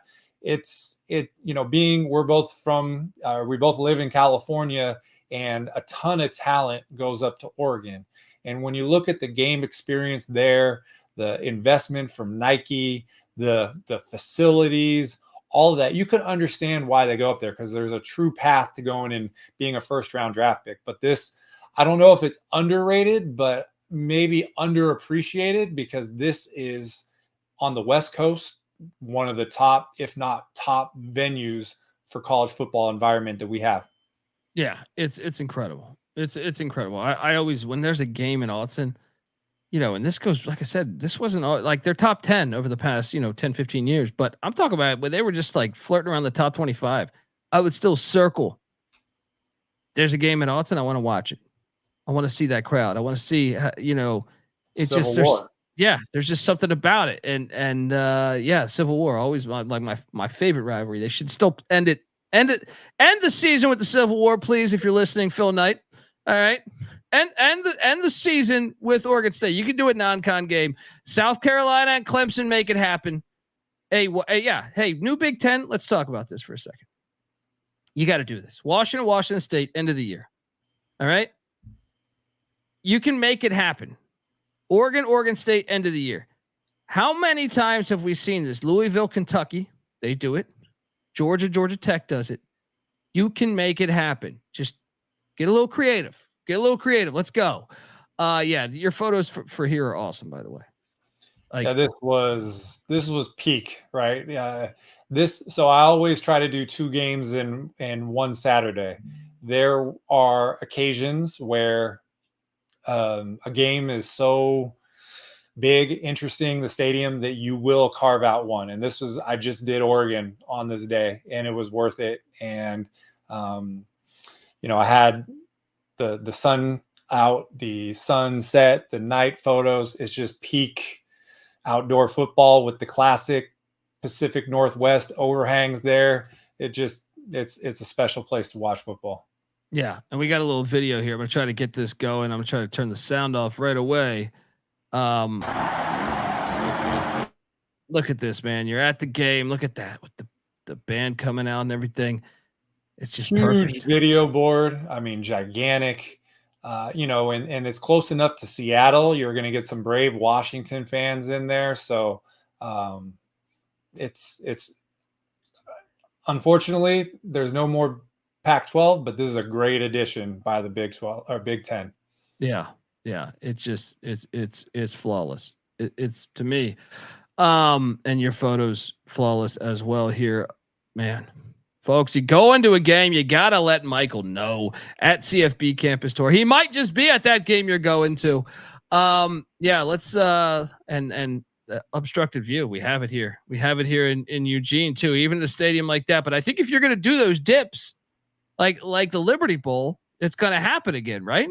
Yeah. So this one, I don't know if there's another photo. I'm not sure, but this one, they built this in zone outdoor suite, and it kind of looks like a little stage, and it jets out 8-10 rows and it blocks it out. And so what was funny about that one is I sat there for half an hour, and finally I got someone, and they said they didn't want to help me trash Autzen Stadium. And so a couple of minutes later, 2 guys come up with Washington jackets on, and I said, "Hey, you guys want to help me with a photo?" And they were all about it. But yeah, this is we got about 40% of the field you can see all the way down. So less than ideal. It is for sale. I confirmed it. There are people that sit there. But this is what you find in older stadiums, and we love it. Yeah, it's not a diss, you fucking people out there. It's not a diss. We just appreciate it. All right. It's not a diss. It's not a diss. It's there you go, right there. That made the shout out to Tyson Algier, I-5 corridor. He wrote an article about me in this, and the caption of the article was, "I call college football travel dating kryptonite." So it just leans into the isolated guy by himself right there. But it's just a cool little look, and you could see it's very well planned because they got camera guys on top of there. So this was not a mistake. This was done on purpose. Yeah, awesome. I mean, just a great venue though. Great. Look at this shot. Look at these shots. The Big Ten did add some heat. They added some heat, but look, this is why this conference moving forward, you can make the argument that it's the best stadium conference in America. Yep. Penn State, they added, I don't know, 35 years ago. They added Penn State. Penn State was independent back in the day with Joe Paterno. They added them, and it was a great addition then. It made sense geographically. It wasn't to me like the Rutgers and Maryland's ones that had you a little bit confused, but Penn State made sense to me. Beaver Stadium, State College, Pennsylvania, 64 years old. And look, and this is the one where you say it's somewhat, you're surprised at the number. Maybe you're saying 64 years old. Oregon's is 58, but Penn State's history and Oregon's history to true. I mean, I guess both, even though they're not as old, there's so many old stadiums in the Big Ten. I think it almost like makes you subliminally disrespect. Oh, it's only 64 years old. It's one of the younger ones. But the history is there. Like I said, whether it's Autzen with Dan Fouts or June Jones, who played there when, tons of great players that played at Oregon, Penn State, obviously Franco Harris to, so many of those Todd Blackledge, who's an announcer now for college football, all the way to Kerry Collins, Kajana Carter and whatnot. And to me, a whiteout game. And I'll let you speak on this because I've never been for a whiteout. I had actually, here's a funny story. I was planning to go to Penn State. Me and my friends from childhood kind of target one game a year that we all meet up at. We were doing Penn State against Nebraska the week the Sandusky thing broke. Wow. So I backed away then because the hotel prices were insane. They were absolutely insane. So normally I buy my ticket first. I'm one of these people when I travel where I don't normally do. Like I do the hotel very last second. I like to get boots on the ground there and then say, "Oh, I want a hotel there," Well, so that made me just say, well, damn, every news, company is going to be there. Let me back away. But whiteout is on my list for one of the best experiences, even though I've never experienced it. So tell me about your experiences to State College. So I'm fortunate enough to have been to 2 whiteouts, 2018 versus Ohio State and 2022 versus Minnesota. This is a photo from the exterior walking up in 2022. The 2018 game is the all-time record for a crowd, 110,889 people. Penn State was winning 27-14 going in the fourth quarter. Trace McSorley, Saquon Barkley, great team. And Dwayne Haskins, RIP, led 2 fourth quarter touchdown drives to win that game, 28-27. KJ Hill caught the touchdown when he scored. He went shh to the crowd, and you never heard a record crowd of 111,000 people go so silent. These photos are from the 2022 Minnesota whiteout game.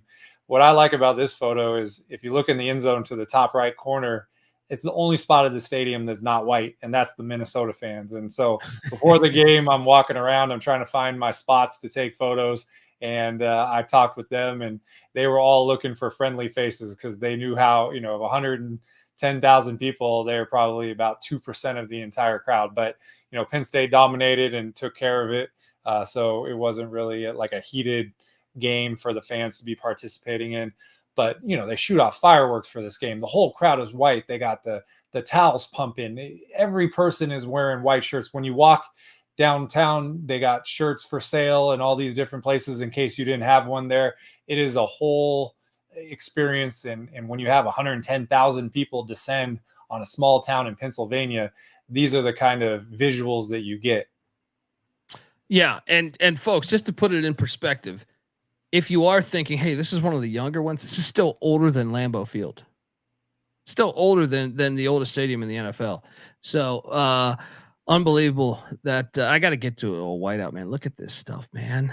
Yeah. And if go back to the last photo, what's funny is I pulled the trigger on my photo before the band got back into their spot. So you can see that little empty section right down below. If I would have waited like 3 more minutes, I would have had it. But regardless, just who's ever seen anything like that? You could show this photo to non-college football fans and they'll go, oh my God, I got to go there. And so as you're talking about, you want to have it on your bucket list.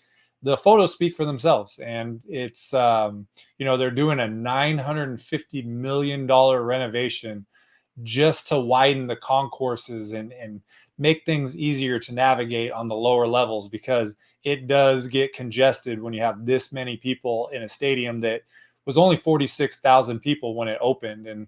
And so they're going to make improvements, but when you're a true college football fan, when you're a stadium head, you don't care where you park. You don't care where you sit. You don't care about anything. When you get in there and you get this experience and you can walk away with photos like that, it's all worth it. You're not going to remember any of those things. This is what you're going to remember. Yeah. 100%. And look, we even got a video here from Michael. Look at that right there. It's insanity. Like you're there and your chest is pumping and people around you are going crazy. Like, where are you going to see that? And this is on a college in Pennsylvania. It's remarkable. Yeah. Unbelievable. I got to get there. It's definitely, I would say, like pretty high on my list too. I know like I said, I haven't had a chance to go to as many as you, but man, this one is pretty damn high on my list. This one is, to me, this next one. Oh, actually, before I read this next one, I want to tell you folks out there that the Stadium Heads podcast is brought to you by NYRA. Yes, bet the second jewel of the Triple Crown with NYRA bets. Sign up today for a $200 deposit bonus with the promo code SGPN200. Join now to claim your $200 deposit bonus just in time for the Preakness at nyrabets.com/SGPN200. Get ready for nonstop action with Naira Bets evening promotions. Bet $50 each on Belmont at the Big A or at any track with first post at 6 p.m. Eastern on Friday for a $10 bonus, win or lose. Need more? Earn a $15 bonus, win or lose, when you bet at least $75 each at Belmont at the Big A and Monmouth Park. Visit nyrabets.com to opt in. And once again, make sure to get your bonus. All right, go to nyrabets.com/SGPN200. We're also brought to you by Underdog Fantasy. The NBA playoffs are here, and our sponsor, Underdog Fantasy, wants to make it a lot more interesting for you. Underdog Fantasy is the easiest place to play fantasy sports. Playing their pick'em game is as simple as selecting higher or lower on player stats like points, rebounds, assists, and much, much more. Make entries of all basketball, or you can mix and match across other, whatever sport is your cup of tea. You can load up on, Denver Nugget, then you bounce over. You could do a spring football, NHL, whatever. That's what's cool about it. Underdog's available in 30 different states, including California and Texas, and even the great country of Canada. So hop on over there. And when you do, use that promo code TCESGPN to claim your special pick plus first deposit offer up to $250 in bonus cash. UnderdogFantasy.com, promo code TCESGPN. All right, we are back on Stadium Heads, Big Ten edition. Once again, folks, if you didn't check out part one, this is 2 segments here on the podcast, unless you're watching on YouTube, and you should be able to watch this on YouTube. I actually think it helps the experience if you see it on YouTube, just because we're showing so many great shots and videos that Michael has taken over his years of traveling the country. So hop on over there, youtube.com /@ Stadium Heads SGPN. Hit that like, hit that subscribe button. But next we go to Ross-Ade Stadium there in West Lafayette, Indiana. I almost said Pennsylvania. Geez. 100-year-old stadium, seats 61,441. And once again, I can't harp the history here. The history here. Some of the greatest quarterbacks that you've ever seen, have a lot of them have played at Purdue, or if not, they've played against Purdue. You know what I mean? They've been to the stadium. So just the history here. Purdue's just deep in football history, whether it's Bob Greasy, right? Drew Brees, Rod Woodson, Chris Dishman. They got just a cool, and to me, this is one of the more unique stadiums. I think it looks super cool, man. I think if you want to talk, I know I mentioned underrated with Oregon, and you kind of disagreed with the saying, hey, it's great. It's rated properly. Purdue to me is kind of underrated. I really dig the look of this. What's your thoughts on the stadium? No stadium hit me harder last year than Ross-Ade. And I went to a game in 2019. They played Nebraska, and it was a day game, and that entire end zone didn't exist. It was the far with the scoreboard there. It was just these little canopies out there, and that's where they put the students there. They put a little bit to the left. There's additional students there. They're the Ross-Ade Brigade. They were cool to me. I appreciate the hospitality when I was there. But this was a Friday night game against Wisconsin, and these are the best photos of the entire year. Really having that perspective going there in 2019 and then coming back and seeing the stadium improvement. The light towers on the left are very unique. Kind of gives you that Texas feel at the top of that stadium. Then on the right, sleek press box, and that new end zone section is great. But 100-year-old stadium, this thing started out with 13,000 seats back in 1924. It got all the way up to the stadium record was 71,000 in 1980, and they reduced it down to 61,000. They didn't even have permanent lights at Ross-Ade until 2017. So having all those moving parts, being different, all this, and coming together and looking like that, this is just underrated, and in person, even better than you ever thought. So this one hit me harder than any stadium I went to last year.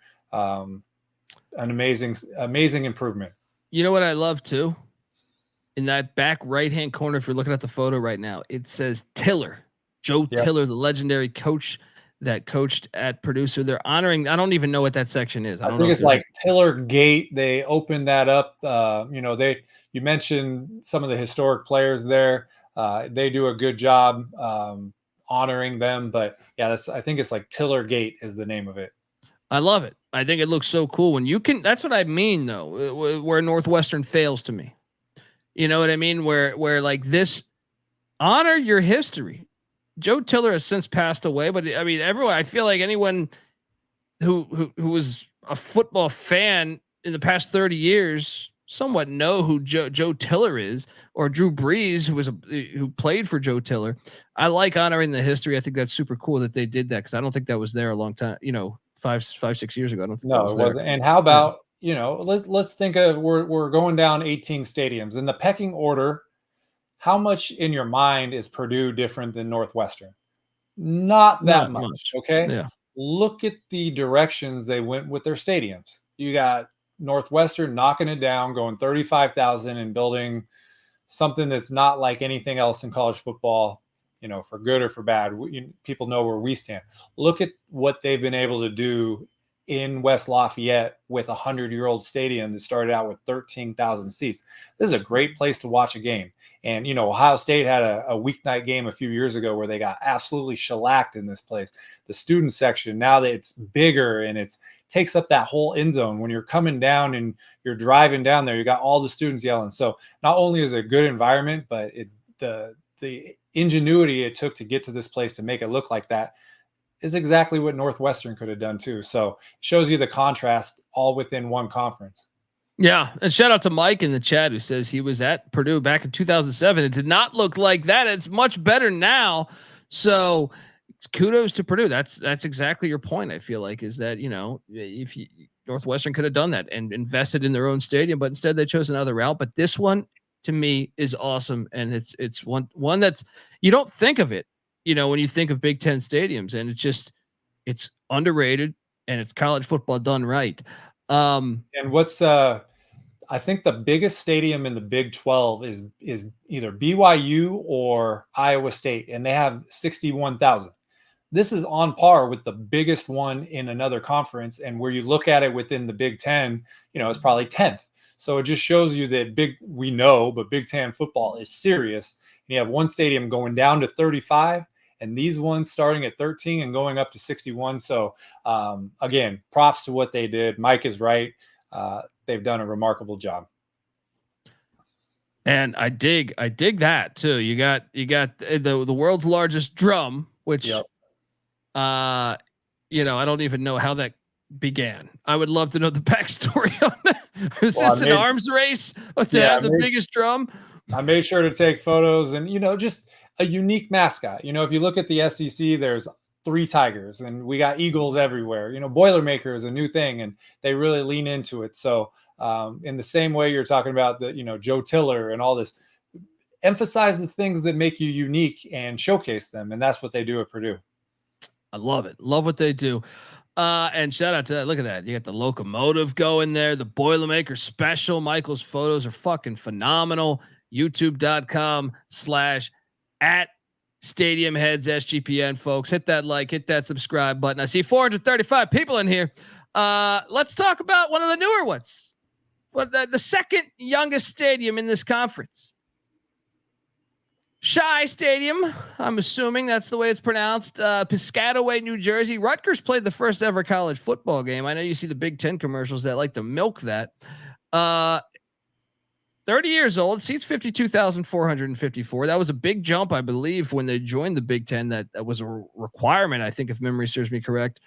But look, I think they did a decent job. Once again, my only knock would be when I watch the games, and maybe it's just the way the sun comes in, it shows that it's like, it looks like you're playing on plastic.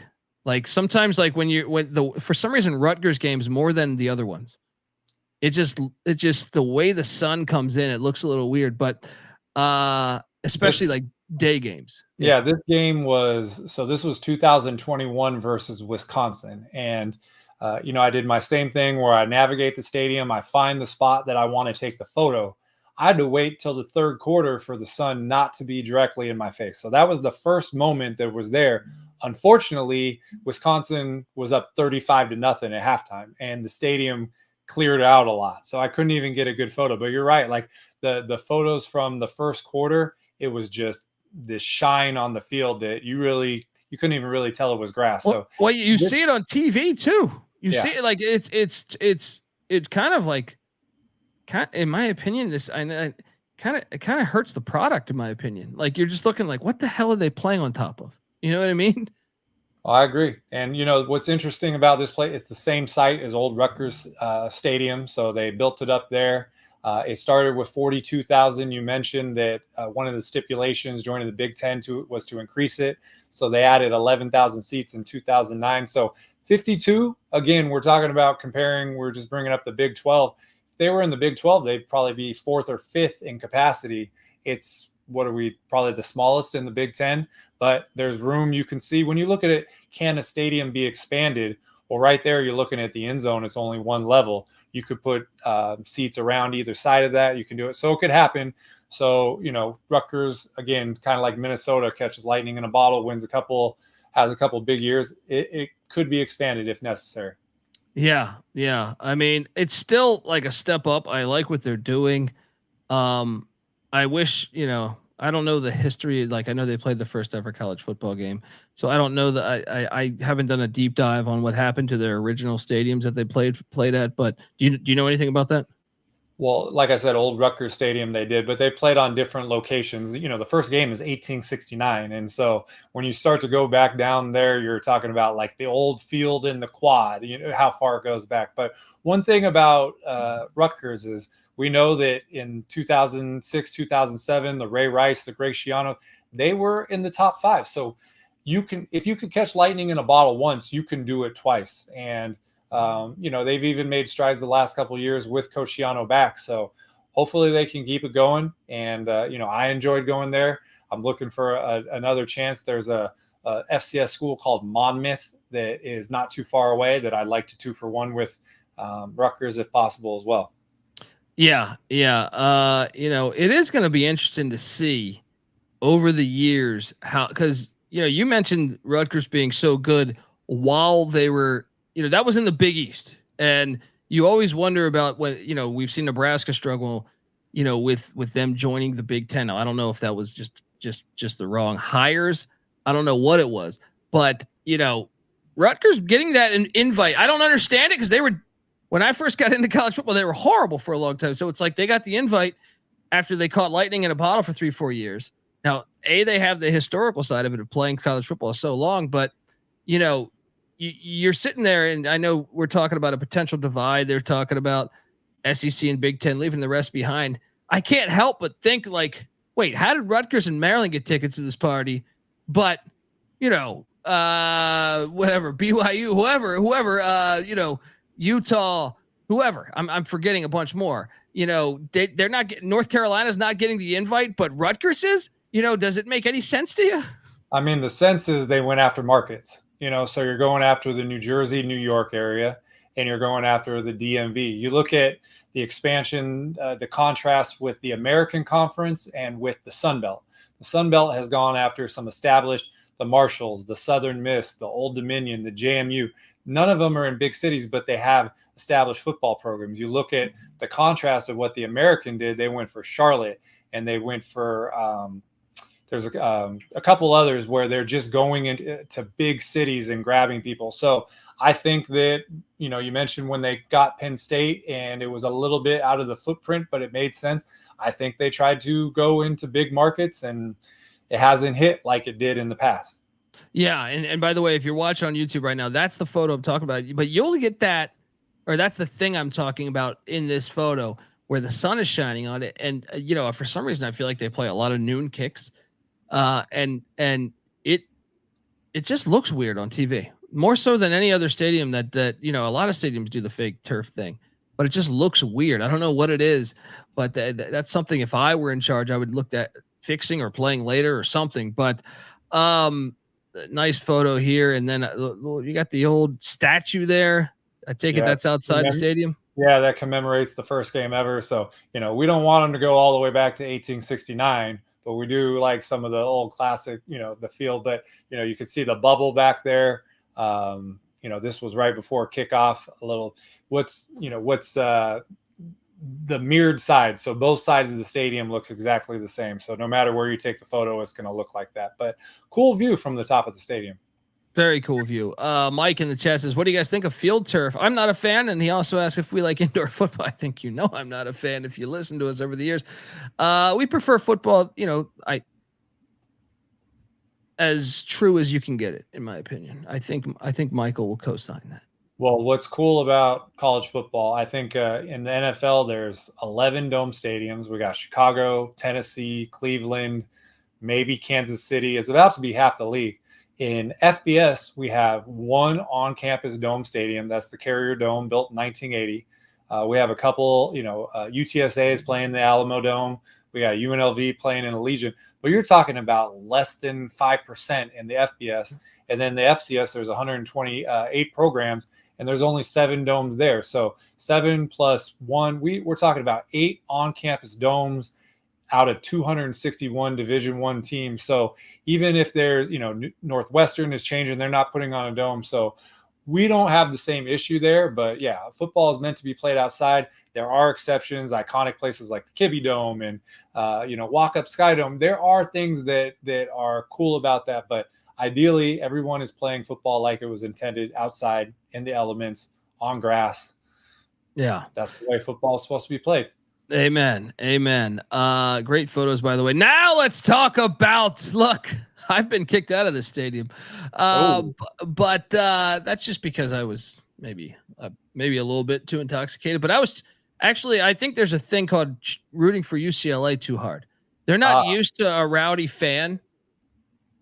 LSU was playing at UCLA, and yes, I tailgated for some hours, so I definitely was intoxicated. But I was like, as someone that went to ECU, this was like a normal thing.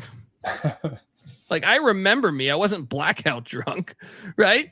I remember going to I remember everything about the game. But I was rowdy because there were a bunch of LSU fans, and I've been saying UCLA needs to people don't realize that the SEC really does struggle in the Pacific time zone. I brought this up on the College Football Experience podcast all the time, but you got to represent. You're out here. I wanted them to beat, and they did beat LSU. But the security did not like. I was chanting very obnoxiously, and they removed me from the stadium. But it wasn't a struggle. I gladly left. And I watched the game outside in a tailgate, but this stadium, yeah, it was fantastic. But I've been to the stadium a bunch of times, and I love this stadium, and it doesn't get much better than this. Rose Bowl, Pasadena, California, 102 years old, seats 92,542. I know that they put the tarps up. I know I went to a Jay-Z concert here. They ran out of vodka. That's not on them. All right. But this place is like, come on, man. I mean, look at these photos. This is just the outside of it. I don't think it gets better. Look, I'm going to reveal my hand. I just don't think it gets better. Well, what are you going to, it's one of a kind, and it's done everything. It's hosted Super Bowls. It's hosted 4 BCS national championships. One of the first memories of any football game I ever watched was Super Bowl 21, Broncos and Giants. There was over 100,000 people. And when you got the kickoffs at 3:30, the sun's out. And then, right after halftime, it's starting to get sun go down, and you got the San Gabriel Mountains in the background. And then it ends at night. It's almost like this movie theater showcase. And, a couple of years ago, that Georgia-Oklahoma playoff game, that was one of the most memorable. And it's, Keith Jackson is got a statue there. On the right, that's Jackie Robinson, and he, I believe he still holds the record for the longest kick return in the history of the Rose Bowl. So you're talking about, there's a lot of people who think that the national championship should be played at the Rose Bowl every year.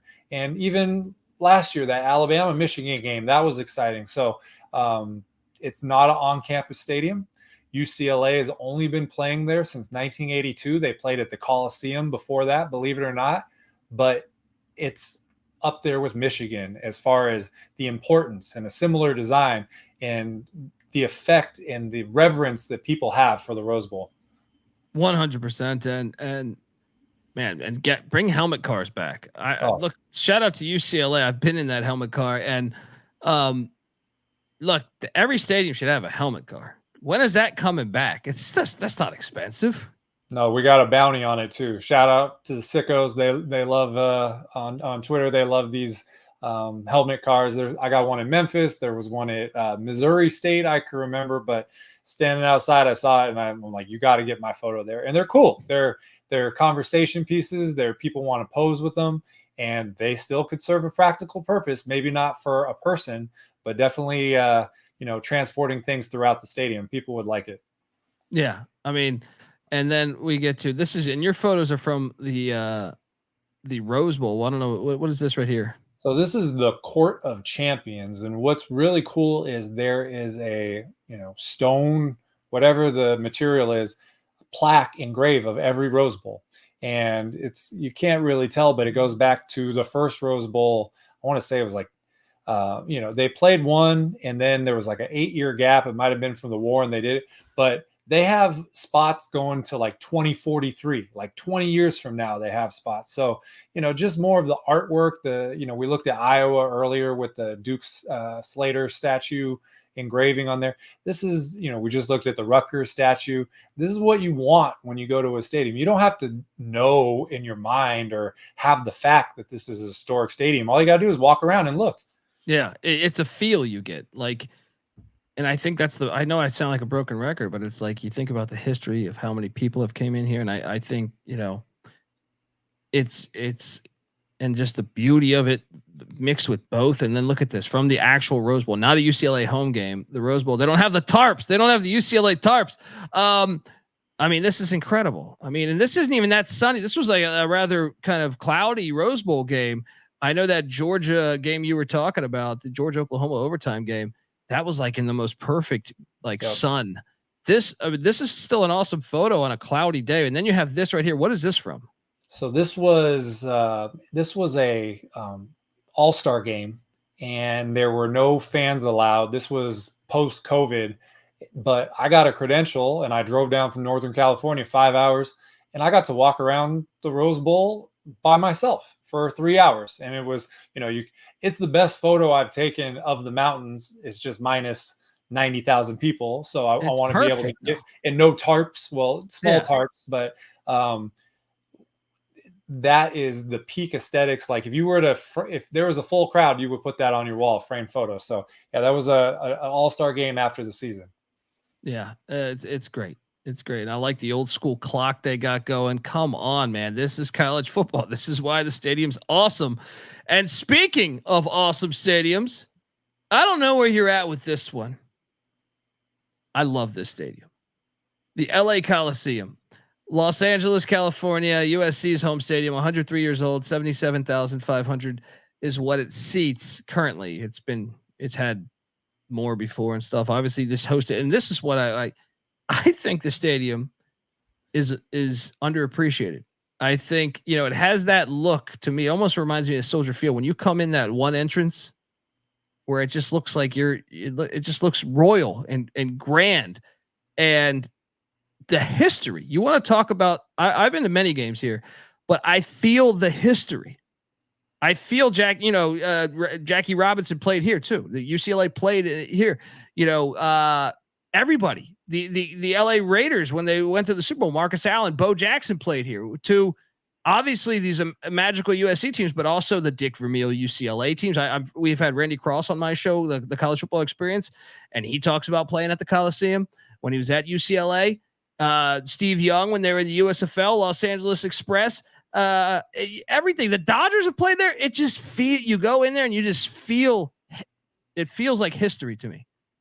I can't believe the Rams left here. When the Rams came back from St. Louis and started playing here, remember that awesome Monday night game that everyone talked about, the Chiefs-Rams game? And it just the setting and everything. I almost think that was the gods. Because since they've gone to SoFi, there haven't been games like that. I don't even know why you need to leave. You have this. Why go to SoFi? I don't know. I love the Coliseum. I think it's underrated. I know the Rose Bowl gets all the shine, and now SoFi gets all the shine. Fuck that.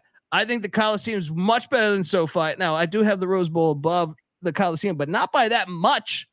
I love this stadium. Your thoughts? Oh, I agree. If you go to the website for the Coliseum, it calls it the greatest stadium in the world.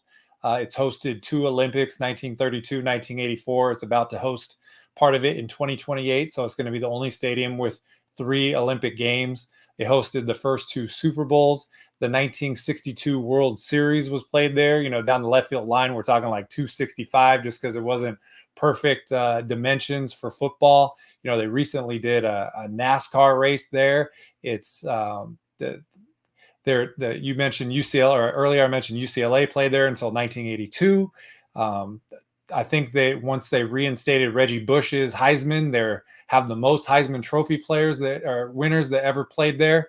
And it has been larger. It was up to 100,000. You mentioned the remodeling. They put that press box in and they reduced it to 77.5. Still a giant stadium, but the LA Raiders, the LA Rams, everybody has touched on the Coliseum, and it still remains unique, historic, And even I think there's a Olympic rock from Greece outside. There's just everything you want in a stadium, the history, the being multifunctional, and still being a great place to watch a college football game. The Coliseum has all those things.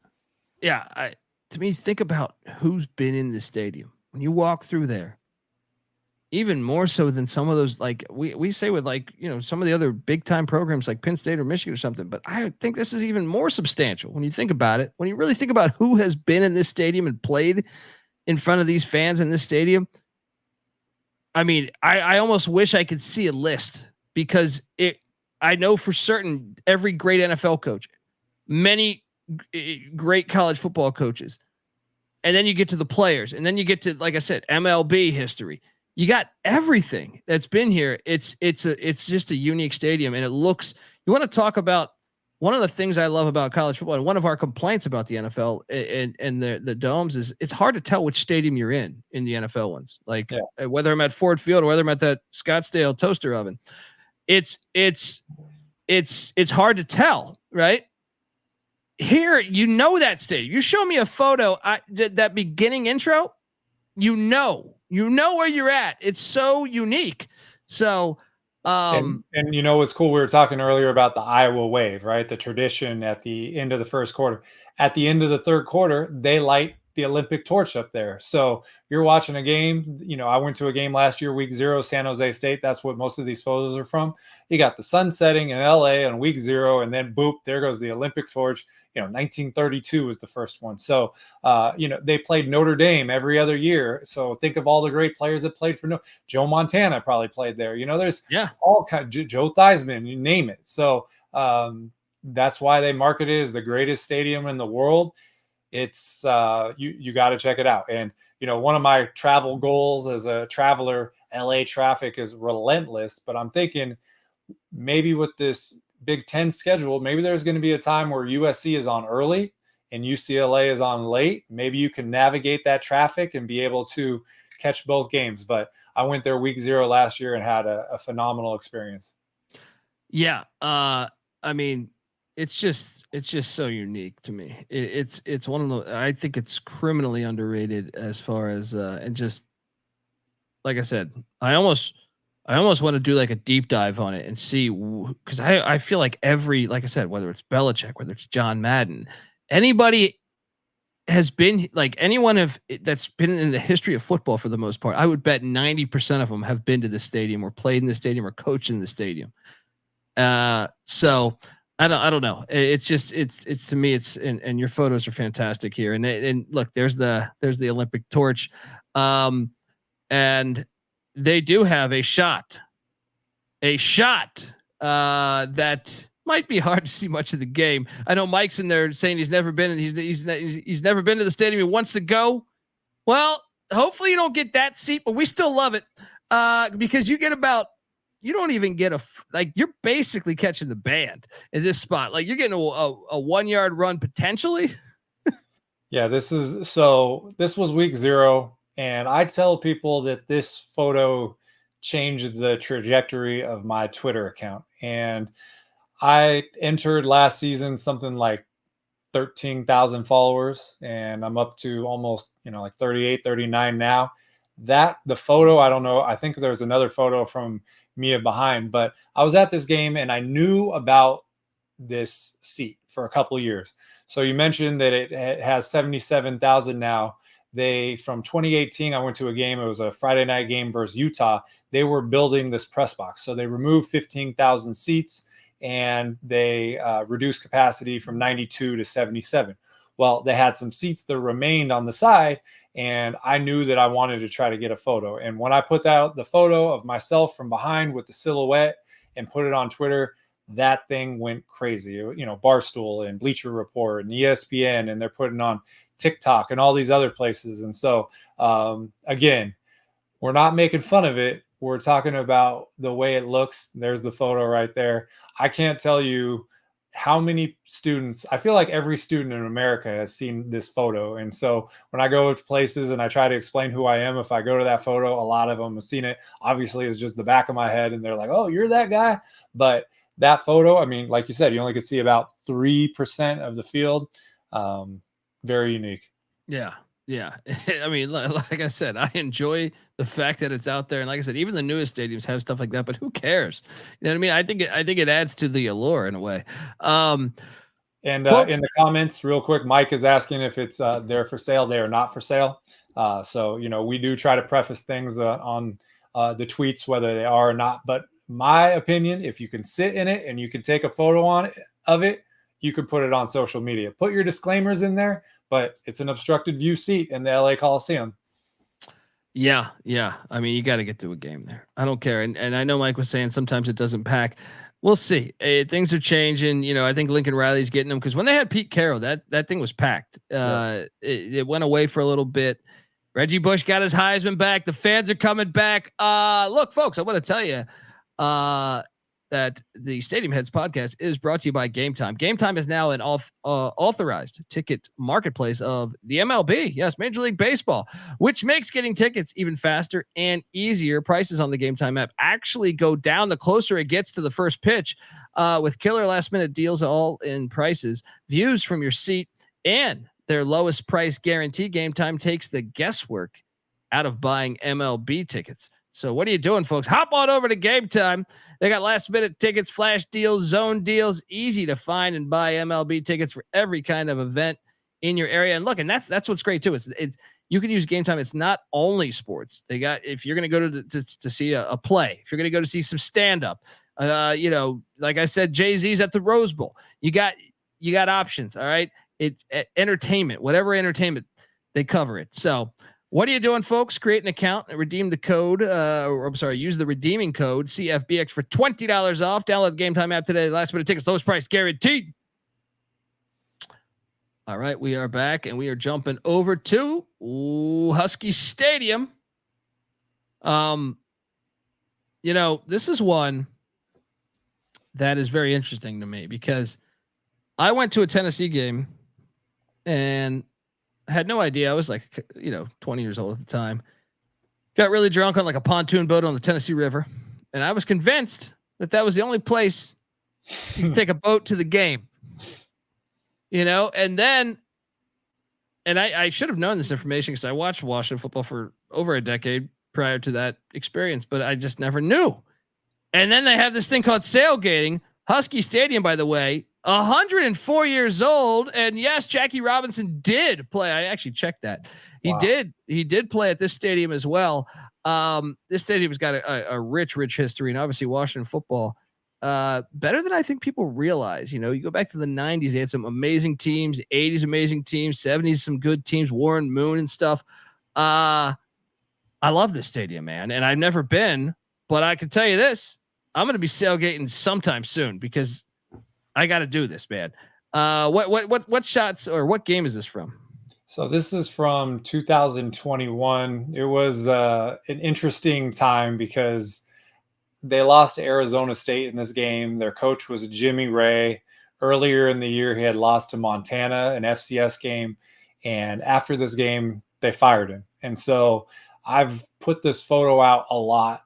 I timed it where they scored a touchdown. They shot off fireworks. Like, this was a lot of effort to getting this photo. But I can't post it on Twitter without people saying I'm trolling because the crowd is not filled all the way up. So it's unfortunate because, if I go to a Maction game on a Wednesday, I'm not getting people say, hey, where's the full crowd? But this, they essentially rebuilt the stadium in 2013 and really it had a track around it. They got rid of that. So, the OG stadium way back when was only 30,000 seats. By the time the old one was done at the end, it had 72. So the new one was comparable there. But, they call it the greatest setting. It's got views of obviously Lake Washington right there. Mount Rainier you can see on a clear day. And, if you want to be just a trendy Seattle person, they sell Starbucks in the stadium. You can go to the top. This game, it was raining. You can see everybody with ponchos. You go to the top, you get under the cover, you drink your Starbucks, you look out to the right, you see Lake Washington. I mean, talk about peak leaning into the Seattle vibe. You really got that there at Husky Stadium. Yeah, and a dense history. And to me, and like the Saudi, I love this shot here because it looks like police have a yellow tape, like there's a fucking murder going on. But there's an investigation. Yeah, like go into the stadium, don't pay attention here. Yeah. But any place, look, I'm pro anywhere you can take a boat to the game, and then the fact that history is so rich. Like I said, part of the original Pac-10, Pac-8. Just their football history is legit. I know, like you said, this game maybe Jimmy Lake's era was terrible, and for whatever reasons they didn't show up. But obviously ever since then they've done great. I love it. Another thing about this, in 1992 they had the loudest crowd registered at a college football stadium ever. Against Nebraska, 133.6 decibels. And we're talking an outdoor stadium. So, they talk about the 12th man in Seattle for the Seahawks. This is the loudest one ever. So intimidating place to play. You talked about some great teams they've had over the years. When we talk about how great these additions have been to the Big Ten, you're talking about the West Coast. Oregon and Washington have been some of the best programs we've had with some great teams. Washington played in the national championship last year. So us guys that are disappointed with the Pac-12, we know that, even though Washington is in the Big Ten now, if they win a national championship, they're still a West Coast team. They're working with more resources and a better TV contract and all that. So these are the kind of things where you look at, man, if you were going to do a road trip and you were going to hit stadiums on the West Coast, you're going to go to the Rose Bowl. You're going to go to the Coliseum. You're going to go to Autzen, and you got to go to Husky Stadium. Yeah, it just looks so cool, man. And then just the history there. There it is, Warren Moon right there. Moon right there, and they got all these. And I love the Sonny Six Killer. Right? Could you have a better name for a quarterback? And he's number 6, right? So yeah, they got all these honoring their history and their. Steve Edmond was the number 1 draft pick when they won the national championship. Mark Brunell. We know a lot of Billy Joe Hobart. They were the co-quarterbacks on there. So not that long ago, they won a national championship. And last year, they damn near won the whole thing. So great place to watch football. Yeah, I love that stadium. I think it's underrated. And look, they got a spot. They got a spot. Obstructed view. You can't join the Big Ten without one, I think is what it is. So what's cool about this is you see, and then you look to the right and you got Lake Washington. Maybe it's a bad game. Maybe Jimmy Lake's getting fired. Maybe you don't want to watch it, but you can stay in the stadium, drink your Starbucks, look at Lake Washington. And, if they happen to score in your end zone, you can see that. So, but yeah, you can't get into the Big Ten without a obstructed view. Amen. Look at there's Michael watching. I didn't have anyone. No one was up there, so I had to put my phone against the coffee cup, and that's the photo we came up with. So it was the best we could do. Oh man! All right. Well, look. Wow. Next up, the final stadium in the Big Ten, Wisconsin Camp Randall Stadium, Madison, Wisconsin. 107 years old. Are you kidding me? 75,882 is the number of seats. And I was actually, when I was doing this exercise, I was a bit perplexed. I didn't realize it was that old. I thought it was old. I just didn't realize it was that old. The history here, man. Once again, when you're 100 years old, I just imagine who could have been in the stadium. Obviously, I know Barry Alvarez was the real guy to put this on the map, but hey, they've been a great football program over the past 30 years. Some big names have started to come through here left and right. So tell me about Camp Randall. And obviously I think we got a video in a little bit here. Yeah. So Camp Randall, it was a Civil War training ground, hence the name Camp Randall. The site in some way has been used for Wisconsin football since 1895. The original first Camp Randall, the capacity was 11,900 seats. It's the oldest Big Ten stadium. Now it's 80,000. So you can just imagine how many different inclinations of the stadium there's been. That press box is really cool and huge and wraps around like half of the stadium. I will tell you, so this game, we talked about the last game at Ryan Field. That day, part of the reason I went was I went to a day game at Northwestern, and then this was the night game Nebraska at Wisconsin. And so the empty spot on the left was, the students were out on break. Wisconsin wasn't 10-1, so there wasn't as many people that showed up. But what I will tell you is I discovered how much, I don't want to say discovered, people really love the stadium. And, you may think, we've gone, this is our 18th stadium. Some people would slot it, in the middle. There is a lot of people who think Camp Randall is top 3, top 5 in the Big Ten. And when you go there and, you're talking about the history, there's a photo that I have that we're going to put up is the concrete, the arch out there that's back from, predating the stadium. It's just everything about it. You got an obstructed view seat that, again, is pretty common with these old stadiums.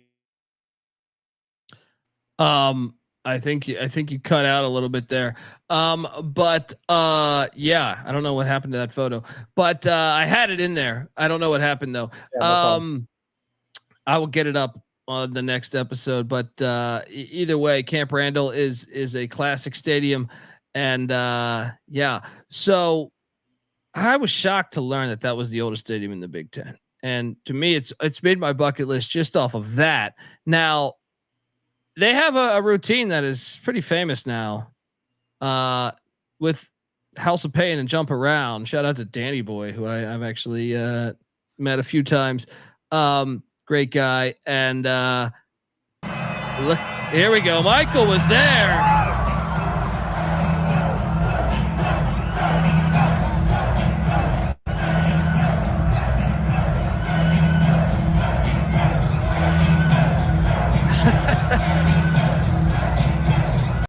How did it feel to get out there and jump around with what is it?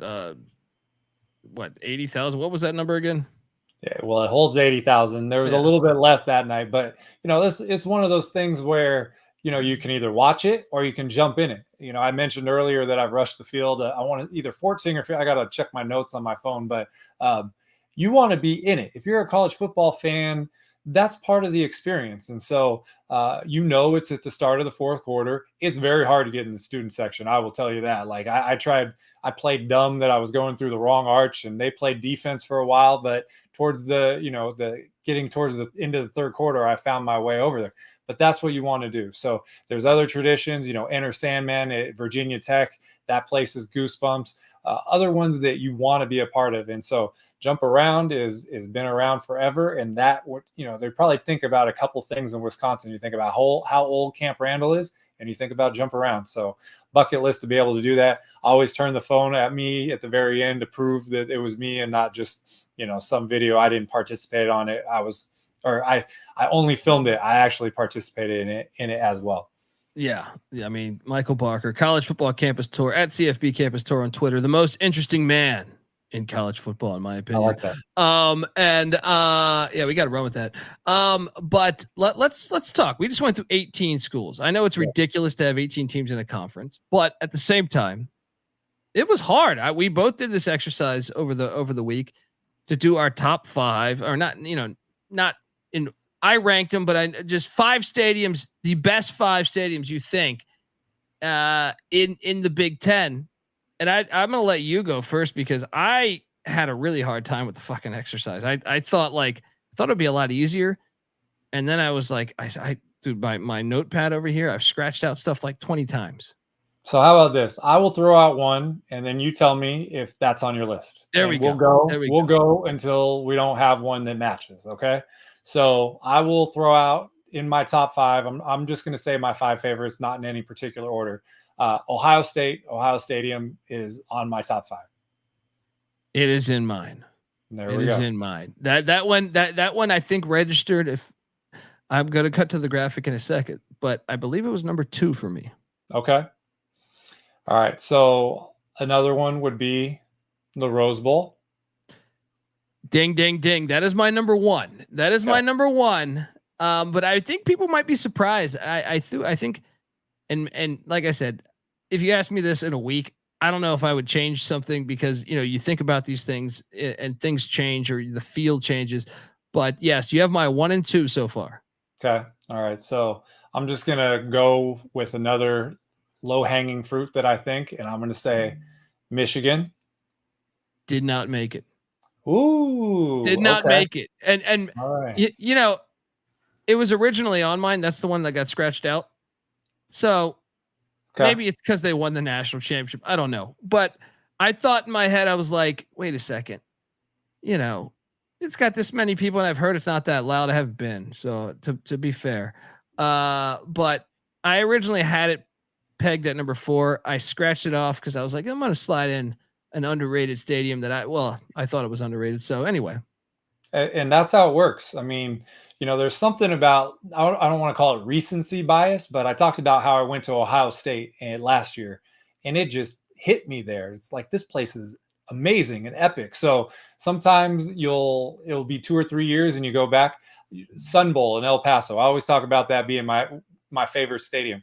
I hadn't been there from 2017 to 2022, and I walked in, I was like, okay, reminder of how much I love that place. So sometime you need it. All right, so how about you throw out one of your final 2 and see if it matches me? I'm going. Well, the Coliseum. I love the Coliseum. I think it's a top 5 stadium in the Big Ten. You? It's not on my list. See, there we go. Okay. That's what we're doing. Autzen. I would put the Coliseum at number 6. And again, I don't want to rank them, but like, my criteria is always, if you told me I can go to one place on Saturday, where would I want to go the most? And it sometimes it's the atmosphere. Sometimes that's a part of it too. So that's a good point, because that makes I like, when I think about that, I'd probably choose Michigan over USC. Well, but then I just thought, like, the history of the Coliseum I find a little more appealing than I do the history of Michigan's. And that's why, you know, I did a voting contest on Twitter, best FCS stadium, and people are like, what's best mean? And I'm like, whatever you think best means, that's what it means. So to me, best is, I'm going to the airport, I got a ticket, I got a flight, I got a rental car, and, you know, there's 12 gates. Where am I going? And I'm going to name my top 5. So I heard you say Autzen. Autzen is in my top 5.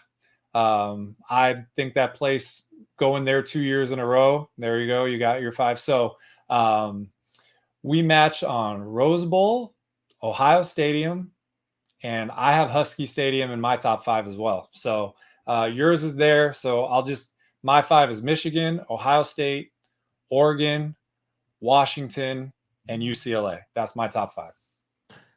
I love it. I mean, look, honestly, the exercise, when you add in those 4 Pac-12 schools, it makes it so much harder. I feel like if you had asked me this a year ago, I really had it figured out. You know what I mean? But this makes it a lot harder. Shout out to Mike in the chat who's saying, hey, if you guys come to Columbus, he's got you. Mike, give us a follow, man. Let us know. All right. We'll be in Columbus. All right. Yeah, I went there last year for the Michigan State game, and it was awesome. And if you could do, you know, there's a lot of schools in close proximity to do a 2-for-1 if you do, you know, a noon game and a 7 game. So, man, like I said, just put it in my top 5 right there. So, and that's part of the reason we did this episode at all, is because the dynamics, not just of the existing Big Ten stadiums, but the incoming, it really, you know, SEC has great stadiums, but they're all in the South, you know, and now we have a Texas and we have Oklahoma, but the Big Ten has such a big footprint now. It's got the 4 best stadiums on the West Coast. It's got Penn State up in the Northeast. And then you got, you know, the Michigans, Ohio States there. It's the most diverse and murderer's row conference in America. And that's why we started out our first dissecting stadiums episode with the Big Ten. Yeah. And I had so many, I'm telling you, if you looked at my sheet, I had Autzen at 3, I had Michigan at 4, I had Beaver out originally, I had Coliseum out. So the only thing I had that stayed was Rose Bowl and Ohio Stadium throughout the entire thing. Those are the only ones that I was like, they're in. And you could make an argument that Michigan deserves to be in there, or, you know, or whoever, you know, I like I said, maybe Wisconsin, maybe Purdue. I don't know. We had a blast doing this though. And this is just the beginning of us. This is our 2nd episode, guys. So we're going through it all. And obviously as you know, we're going to go through the SEC next. And then moving forward, you know, when the season tips, Michael's travel schedule is pretty epic. So we're going to go through all of that stuff on the Stadium Heads podcast. So make sure you subscribe to this thing. I see 455 people in here. So hit that like, hit that subscribe, and subscribe to this thing wherever podcasts can be found. You can obviously watch it youtube.com/@StadiumHeadsSGPN. Tell us where you think, maybe you think I'm an idiot. Maybe you say, hey, SHI Stadium or Bird Stadium deserves to be at the top of that list. Well, get on over there. Tell us your thoughts. It's the best part about being an American. You can just, say, hey, boil her up. Get this Rose Bowl nonsense out of here. Ross-Ade is the real spot. And look, no one's saying you're wrong. All right. Except me. All right. We'll argue a little bit on the internet. So get on over there. Check us out. And look, I'm on Twitter at @TheColbyD. Michael, the most interesting man in college football, is on Twitter at CFB Campus Tour. Give him a follow. Give me a follow, and buckle up next week. SEC 2.5 hours. Hope you were rocking with us. Until next time, folks, this is the Stadium Heads podcast, and you better start thinking about yours. And we out of here.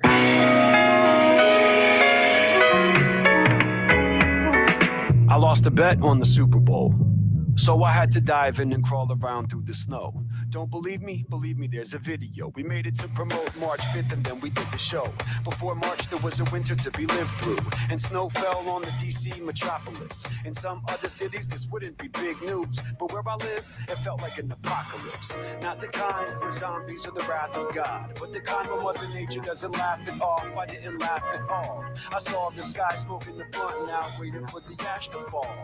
Traffic stalled for a few weeks. Capitol Hill of snow taking up a parking space. A couple notches on the beltway ain't unique, but higher in freezes get more than your heart to race. I mean, the rats were frostbitten, they lost it, risking their lives just to make it to the office. Exhausting, caustic, cold front rose up through the mid-Atlantic and did its damage. Detective Bailey didn't expect a camera and brought a gun to a snowball fight. I know my rights in the seasonal mood swing. Some of us winning, some of us losing. That broken clock's been blinking since winter. I hope it's not telling me